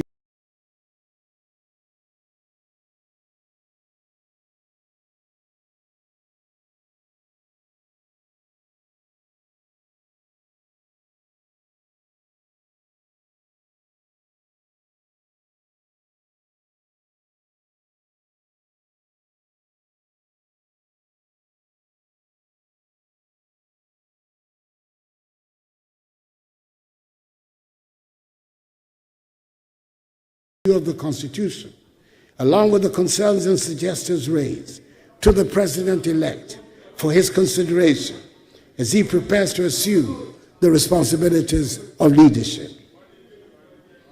Mr. Speaker, elections are the main planks of the democratic structure. We have just had the 9th set of elections since 1992. The losing presidential candidate called the winner to congratulate him and made a public concession 14 hours after the close of polls, which it is widely agreed were conducted in a competent, free, and fair manner. I doubt there are many such examples anywhere in the world. Yes, we should condemn the outbreaks of violence that followed, and the assumption some had that because a presidential candidate had conceded defeat, the winning party should feel emboldened to cause mayhem. It appeared at one stage that the outbursts of violence would overwhelm the police, who, in my view, need to re-examine rapidly their methods for containing such incidents in the future. I say so without prejudice to the excellent job they did in supervising the electoral process itself. I'm hoping that we will soon reach the stage where the unnecessary tensions that are simulated to accompany our elections will disappear, and elections will become simply something that we do, and do without a fuss and with flair. The efficient, praiseworthy manner in which the Jean Mensa-led Electoral Commission has conducted the past two elections of 2020 and 2024, despite their challenges, is a significant contribution to this end. Mr. Speaker, I would like to take the opportunity of this august podium to congratulate again my friend, with whom I came into Parliament together for the first time in 1997, President-elect John Dramani Mahama.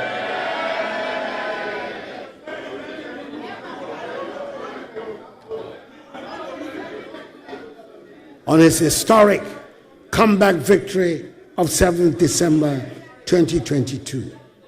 Assure him of my support and that of all well-meaning Ghanaians, and wish him well in his second term as President of the Republic. And I take the opportunity also to congratulate Dr. Jane Nana Opoku-Agyeman, the Vice President-elect, the first woman to occupy that status in our history. Mr. Speaker, you and I have made history of a kind these past 4 years, and I must acknowledge the role you played in keeping steady the ship of state and the governance structures of our country. This was the first time the executive has to deal with not just a parliament with the slimmest of majorities, but with a speaker from the opposition party. Mr. Speaker, we found a way to accommodate each other, and the government functioned successfully. I thank you. Mr. Speaker, I would like to take this opportunity also to express my gratitude to the Council of State. Under the chairmanship of its highly respected traditional ruler, Nana Otuosubo II Dramani, for the great help it has given me in helping to steer the ship of state to a successful end. Nana and the members of the Council, I thank you very much for your invaluable counsel. The Speaker, as I prepare to leave office on 7th January 2025, I do so with immense gratitude for the trust and confidence the people of Ghana has placed in me over the last 8 years. It has been the highest privilege of my life for Ghana, always guided by the belief that our nation's best years lie ahead. Together we have weathered storms, celebrated victories, and laid the foundation for a brighter, more prosperous future. Reflecting on this journey, I'm filled with pride for what we have accomplished, from the transformative policies in education and healthcare, to the strides in agriculture, digitalization, energy, governance, infrastructure, industry, and trade. These achievements are not mine alone. They also belong to every Ghanaian who has contributed to the collective effort of nation building. We've demonstrated that through unity, resilience, and determination, we can overcome even the greatest challenges. I'm confident that the progress we have made will inspire future generations to dream bigger, aim higher, and achieve more for our beloved Ghana.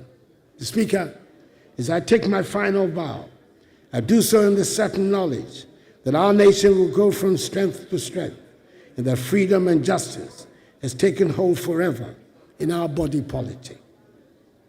The Speaker, I'm happy to hand over a Ghana that is safe, secure, united, and firmly rooted in her attachment to democratic principles and respect for the rule of law.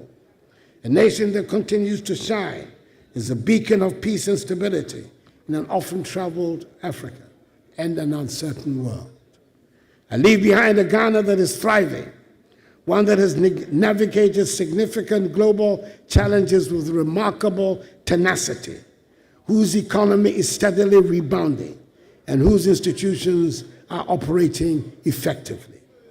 It is a Ghana where the youth are being empowered with opportunities to channel their energies into meaningful and productive endeavors, where the arts are beginning to flourish, and where the elderly can grow old in safety and dignity, and continue to make meaningful contributions to society. I leave behind, Mr. Speaker, a Ghana that is working. Mr. Speaker, honorable members, I thank you for your attention.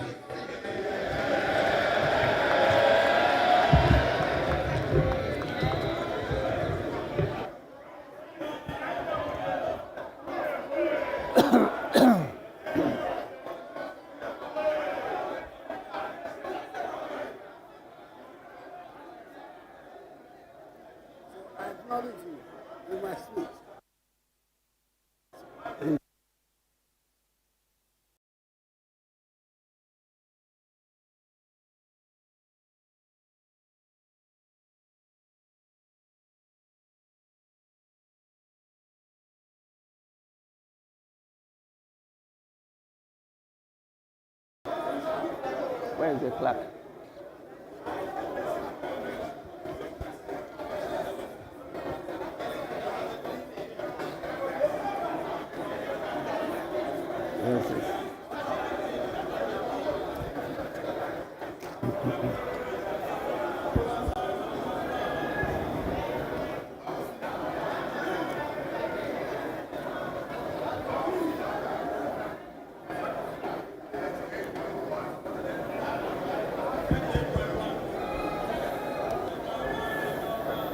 Honorable members,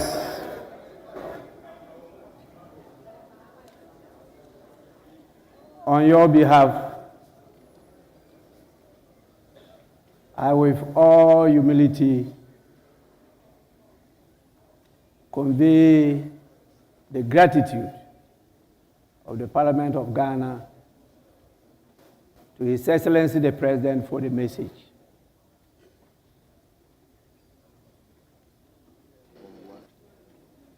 The House has heard him.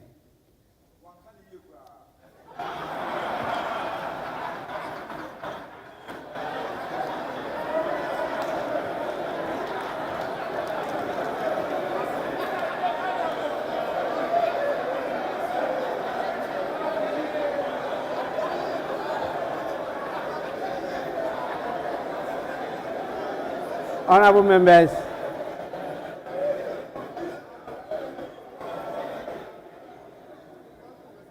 that was just a paraphrase. It wasn't a quote.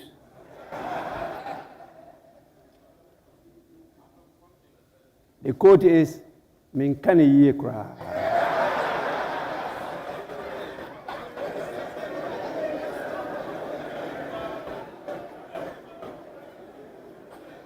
I thank His Excellency the President for setting the tone for, I believe, a very, very important national discourse as to the state of the nation. And we do this with the core principle of unity in diversity. Democracy is about disagreeing to agree. And we are grateful that Ghanaians and all of you have committed yourself to this concept of multi-party democracy. I will, on your behalf, invite the leaders of the House to have a say. I have enjoyed this opportunity for many years, and I won't be the one to deny my colleagues the same opportunity. So we will start by listening to the minority front bench.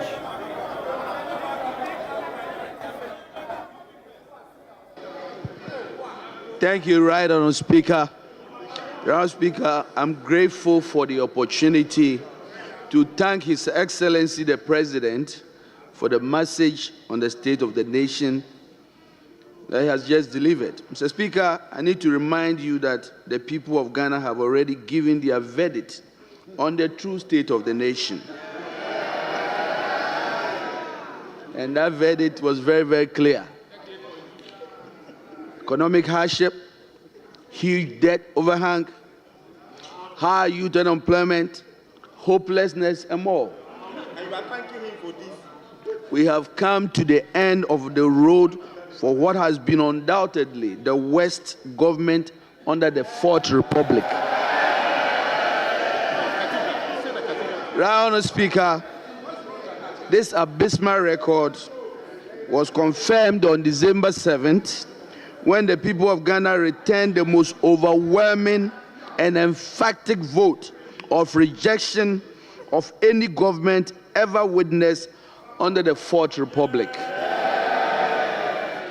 Mr. President, you will be remembered as the first president who was cushioned by the IMF when you began, and you are still being cushioned at the end of your term. Mr. President, you left something very important in your account. You left out an account of your promise to God to build him a cathedral. But Mr. President, Mr. President, I will leave that for you, between you and your God. Mr. President, let me remind His Excellency, Right Honourable Speaker, that his tenure in office will remain a timely reminder of how not to govern the country. But let me also be quick to assure the good people of Ghana that hope is on its way. And President John Dramani Mahama and the NDC, we can once again glean a brighter future from the throes of despair. Together we will work hard to lift ourselves from this historic low and reclaim our place, our glory as the Black Star of Africa once again. Fellow Ghanaians, we are comforted and strengthened by the following words of Scripture. And I'm quoting Exodus chapter 14, verse 13. And I quote, "And Moses said unto the people, Fear you not, stand still, and see the salvation of the Lord, which he will show you today. For the Egyptians whom you have seen today, you shall see them no more." Bye-bye, Mr. President. It is finished. With that, Mr. Speaker, I thank you very much.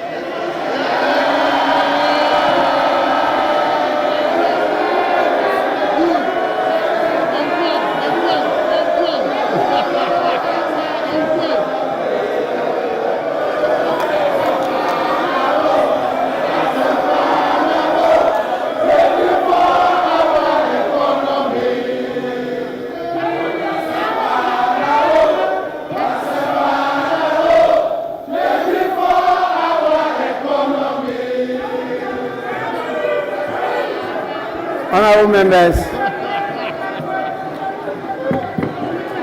honourable members, honourable members, I've taken note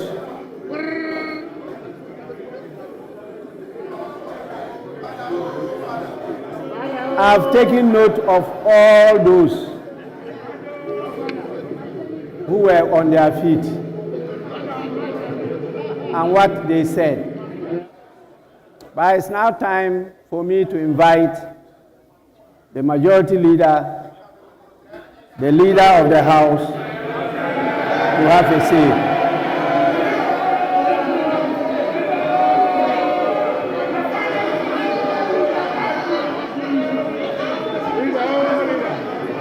Mr. Speaker,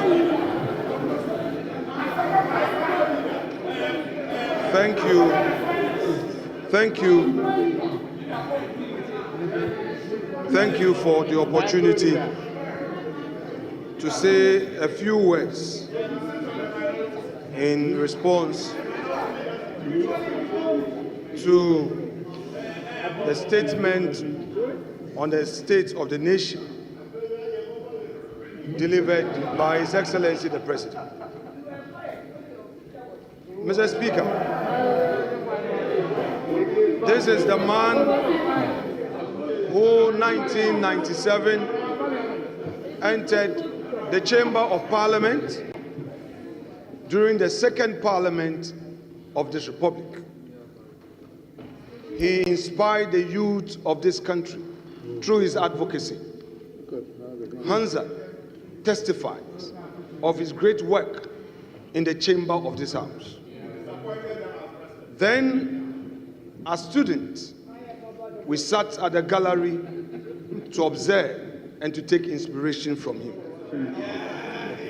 Mr. Speaker, through resilience, through firmness of conviction, he tried over and over again and made it to the presidency. Mr. Speaker, today he has fulfilled a constitutional obligation to boldly deliver for Hansa his records in office for the 8 years. Mr. Speaker, it may be that for some political expedience, we may not appreciate what he has done for this country. But, Mr. Speaker, history,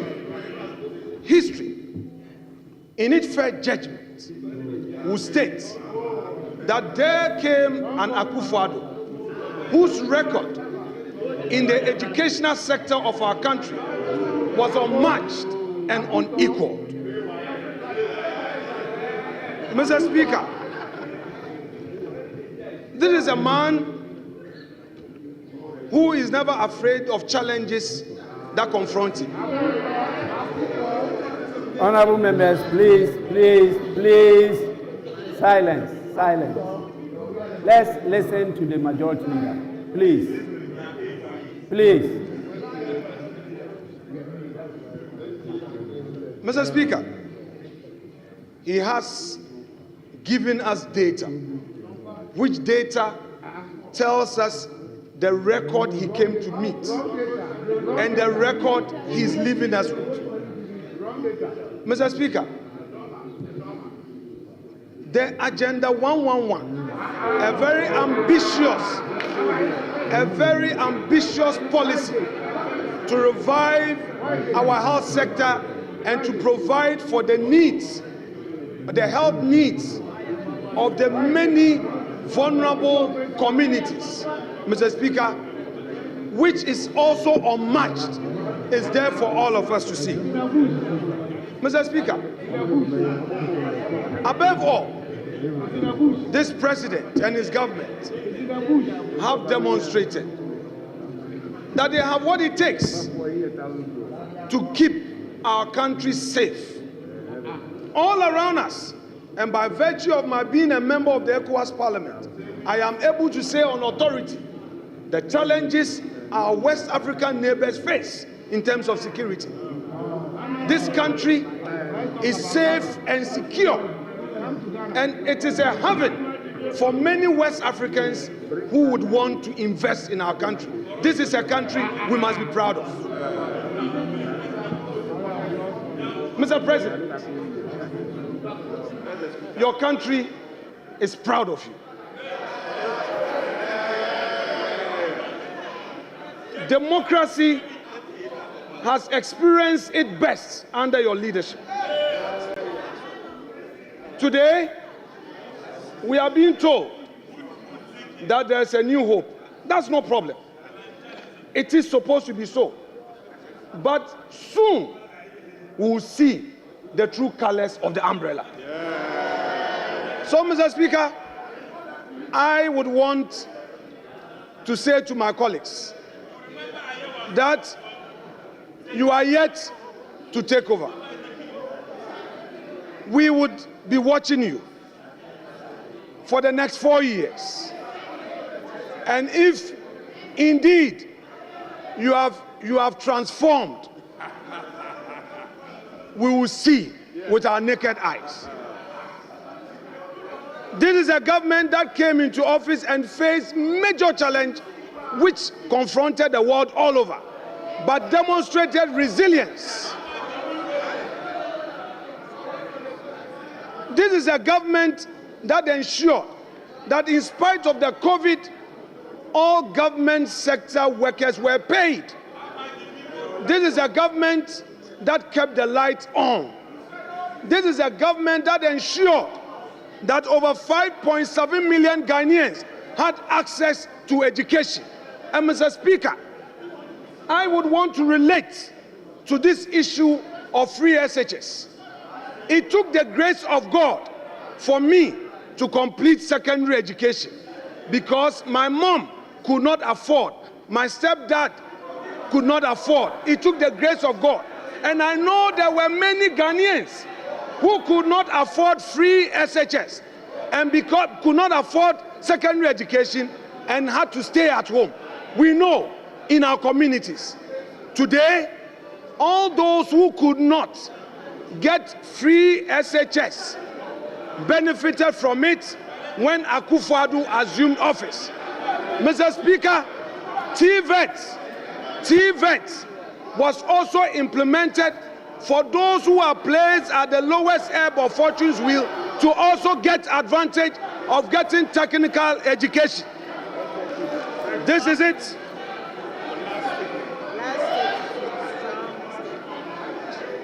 This is the record that Nana Addo Dankwa Akufo-Addo is leaving us with. Mr. Speaker, posterity will be the utmost judge. And I repeat, soon and very soon, the Ghanaian people will see the true colors of this umbrella.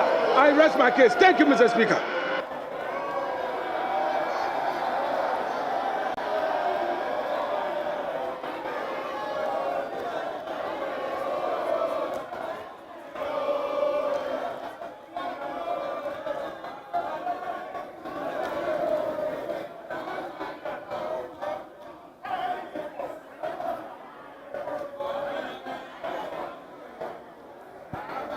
Honorable members, honorable members,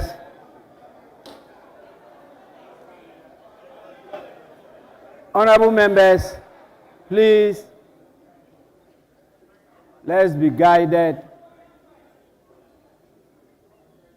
by the lessons of the wise saying that if you want to go fast, you go alone. But if you want to go further, you go together.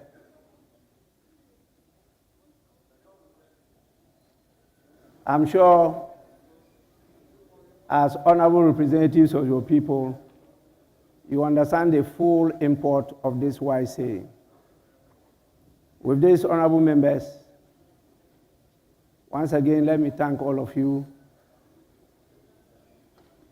for creating a conducive environment and for assisting me to host His Excellency, the President of the Republic of Ghana and the Commander-in-Chief of the Ghana Armed Forces, His Excellency Nana Addo Dankwa Akufo-Addo.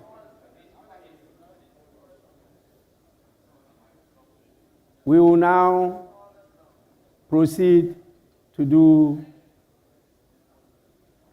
what is expected of us, and that is to adjourn the sitting for today.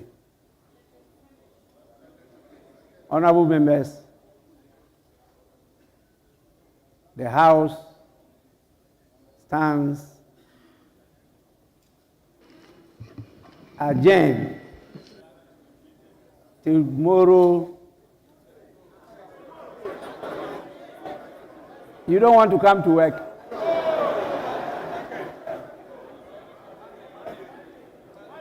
Oh. Actually, we don't have time. And so I wanted you to come for us to do something tomorrow. But if you say you are available only on Monday, you prefer tomorrow? Monday.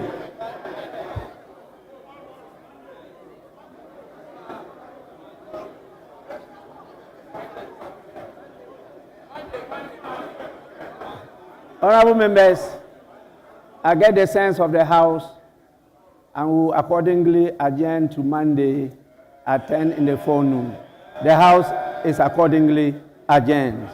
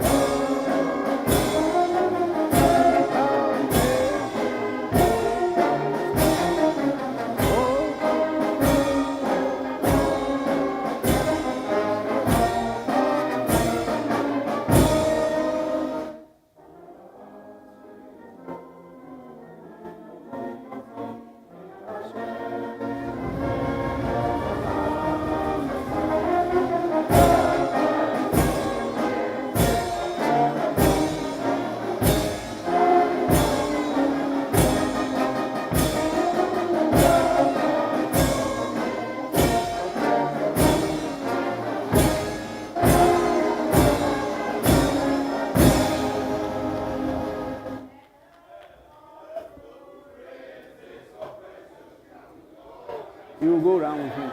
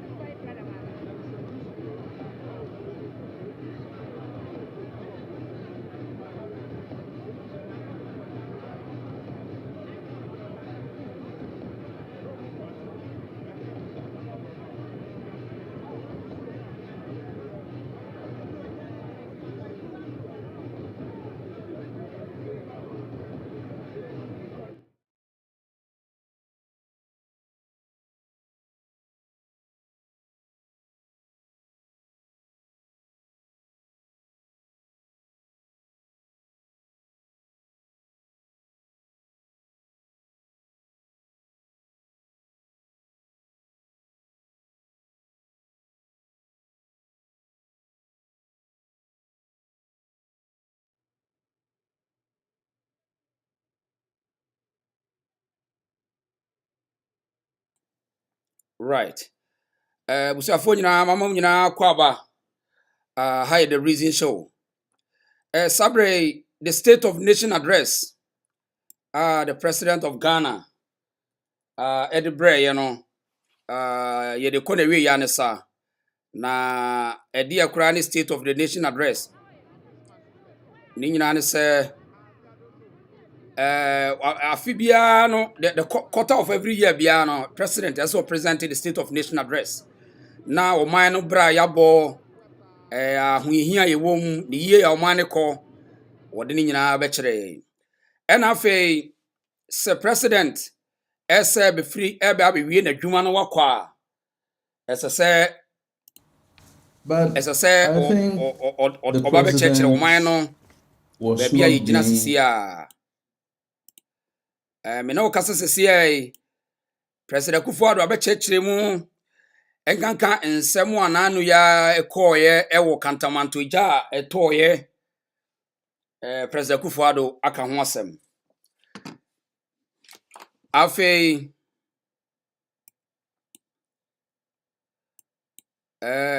ohwe oman no said economy ni city ne oman no bra yabo de wono waye ewo oman no impunto ne development mu a nanado achechire mu de achire Ghana fo wakeka brofo bebre eti ene yebetena se anche bia yebeba live na yaba be chechirem na wohwe said Ghana ya GDP no oman nyina yabra ba yabo woti abro ni friend the gross domestic product GDP wabe chechiremu oman gina bie a wo kire se eye figures, it doesn't matter the data opposition ni beye nemum data cannot be changed into what do oman ja the NDC administration wa kire oman no ye pomasi bre ba bi oman gina sisi a obia betimi a check o wiase economical statistics a kire mu wanhunu se oman no gina bie no enye bone saa nemum ba bia igina sisi a no oman gina yie ena odi agya Ghana enti yebe dabusiafo nyina ase na amsa de ba ko esi wo mu ye ne AD campaign asa ne bodyguard wono nso ne yade a na ho anfa no e kan wo stage no betoda ya na no so normal ya na normal to the sense nipa honam dua no bibia timi to at any time enti abusiafo ye nam ase ohun na Akufuor the last day bye bye a wode ama Ghana for no ye nam nyina wase ye nam wase na ye besa baba ye baba life enche bia to stay here I the reason show ye dam nyina wase na wa wo ne ye tena be si ne bia ye da wase ye besa ba ye baba life na ya ba be a full analysis about the course or ewo parliament and saso na kantamanto dwa no the update idwa na ahye no enipa bebre di nkomo wo mu di nkomo se eye nipa bi ene hye ase e ma asade ene course wo mu kire se enipa bi ne edi boss abra no nti se ye no kure dia ye behwem se nya no kure so a ibehunu asemwe ne bom asebre mami na busuafo nyina se unity aboaje unity me da se sa so na ke ochere me da se de na na de tena the reason show so ohima ba awo me da se enche ye be sa ba ye be ba life enche ye be ba life enche kra enche ye be ba life na ya ba be chere he contrary presented. I mean, he should have presented a true reflection of the true situation of the Ghanaian right now. And at least, in the end, he could ask for forgiveness for the many failures he has recorded. In fact, and the debt question is a very small aspect of the many challenges he all the faced. former president. And so I would have wished that he came to that realization. Oh yeah. Oh, President Mahama, yeah, former president. And yabehwem but yanko parliament ni yentie MPs ni bi yentie MPs ni bi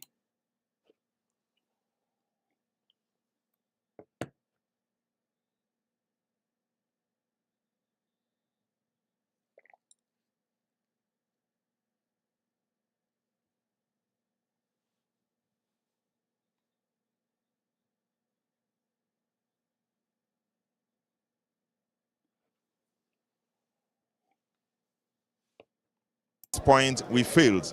We aim at building 111 hospitals for you, we failed. We aim at making the economy strong for you, we failed. Is it a failure if the president aims at building 111 hospitals and by the time he's exiting, he has commissioned 3? He says the others are at various levels of completion and he expects President Mahama elect when he's sworn into office to complete these processes. Government is a continuum, isn't it? We are taking him to his word. He said that he was going to finish this 111 hospital before he leaves office. He has not done that. And you did only 3. I mean, it's just a big eyesore. And if you look at that and look at the totality of his commitment to work, he talked about roads, 12,000 kilometers of roads, which I believe is not the truth. He's talking everything about what he said can be diagnosed and found not to be the case at all. And I think that is not a true reflection of the present situation we face. And I think that the history is going to come, and history is not going to judge him fairly, because even in a situation when he had the opportunity to tell the truth about the economy, about himself, about the people of Ghana, about the failure in the factories he said he will build, about the dams he failed to build, about the 350 secondary schools he failed to provide, he is telling us he's leaving behind a strong economy. I don't know where that strong economy is coming from. All right. Thank you very much, Honorable Rashid Pelpo. He is the Member of Parliament for West Central. I see my own Member of Parliament, MP for Medina, the Honorable Xavier Sosu. Good to see you, Honorable. The President just delivered his final State of the Nation. First of all, your first impressions of the President's speech. Well, I think that the speech was a genuinely good speech, but I think it was uninspiring. It was uninspiring because I thought, being the last speech and knowing the sentiment of Ghanaians about his government, he can make some moderate concessions where he knows that things have not really gone well. But it seems that the president was still on his high horse, still asserting that he's living a Ghana that is working. We all know he's not. He's living, he inherited a doomsaw and living without doomsaw. You know that's not absolutely correct. You know that when you came, unemployment was around 8%. The unemployment rate is 14.7%. You know, I mean, the CD to a dollar rate was about, I think, about 4 or 3.8 to like $1. And today, but the president did attribute some of these things to global shocks. I mean, we know about the COVID pandemic. It was heavily in his speech. Even the Ukraine-Russia war, those things must have had some impact on the Ghanaian economy, right? I perfectly agree. I mean, and I agree. We would be very disingenuous to say that such external shocks won't affect us. But it's also important that, you see, as a leader or as a young leader, I believe that it is not wrong at all to make, humble admissions where things have not gone right.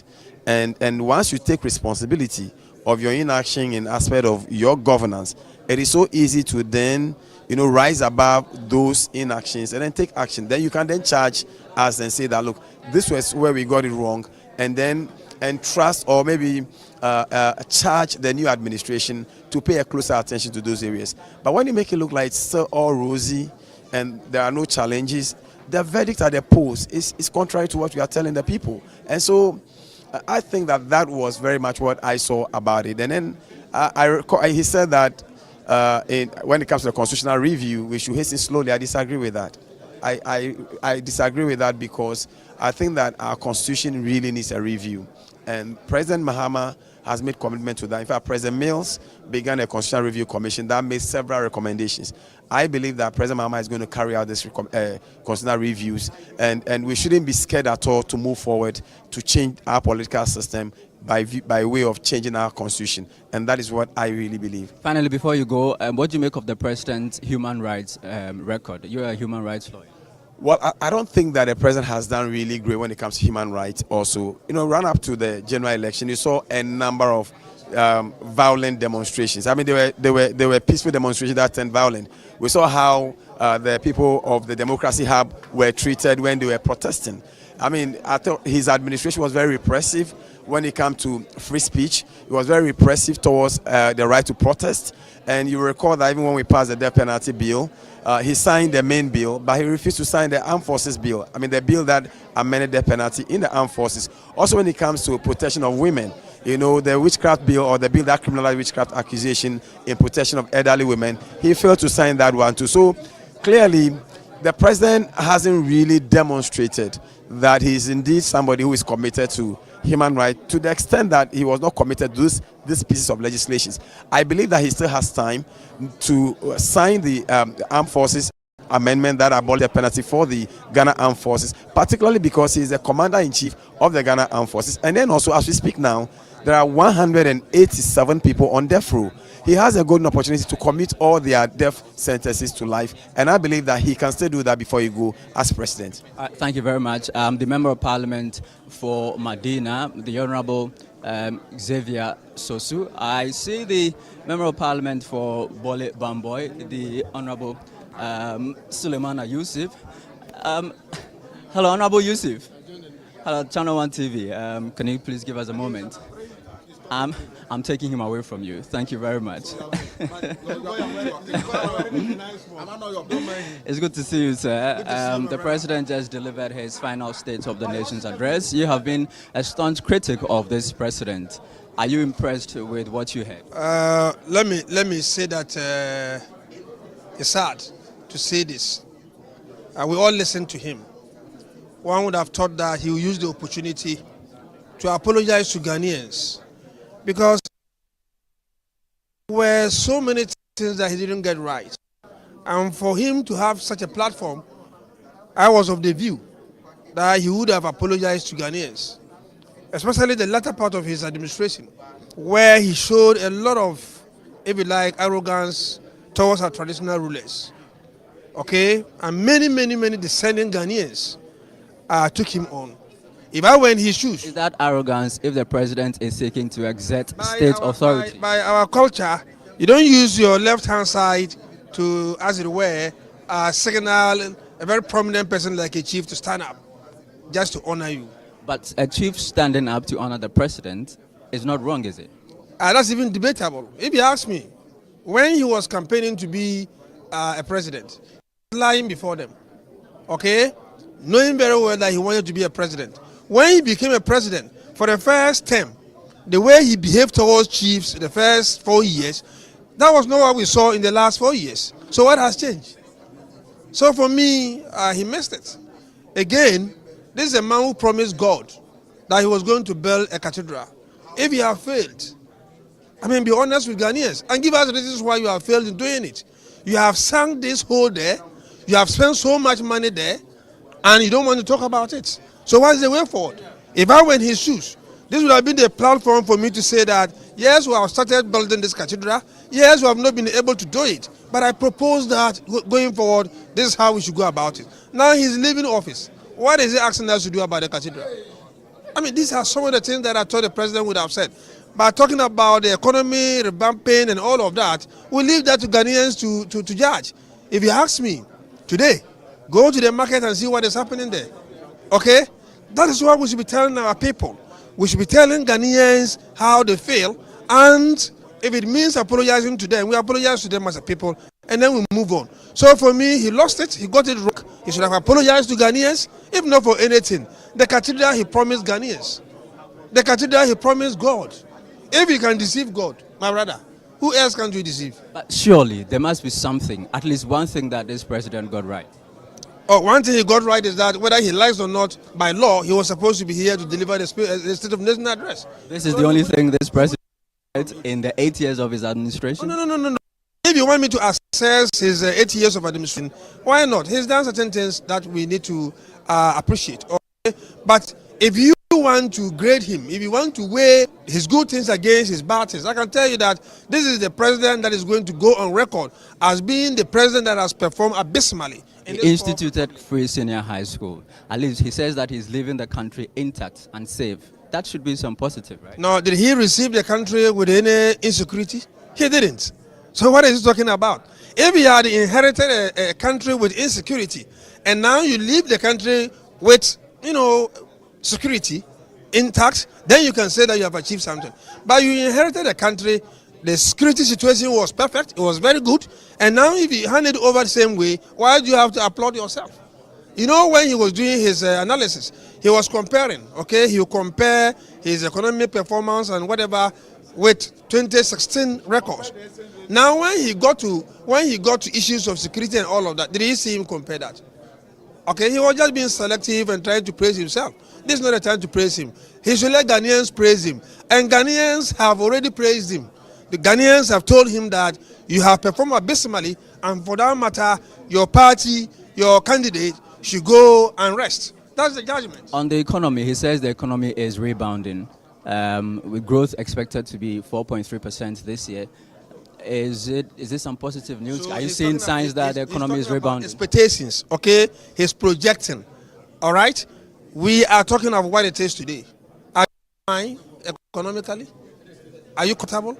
If you are, then you can say that he has done well. If you are not, then again, you know the story to tell. That's what I said, that if you want to assess his performance, go to the market, go onto the streets, and then Ghanaians will tell you how they feel about his performance.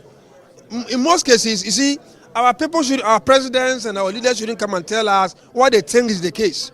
They should listen to the people on the ground, and the people will tell them. That's how it's supposed to be. I see the President Kufuor. We can cut. Hello, sir. It's good to see you. You're looking good. Yes. So that former President Kufuor shaking hands with the MP for Bole Bamboy, the Honorable Mustafa Yusuf, the former president, engaging with some of the members of Parliament. They're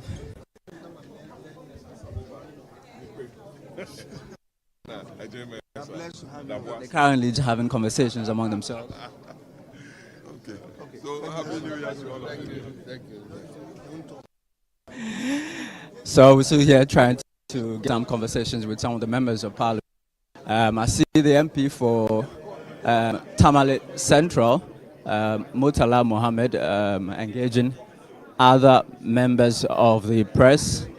This has been the final presentation of the president. All right, so we'll now go back into the studio where Bernard Avle and other members of the Channel 1 newsroom will continue with the discussion.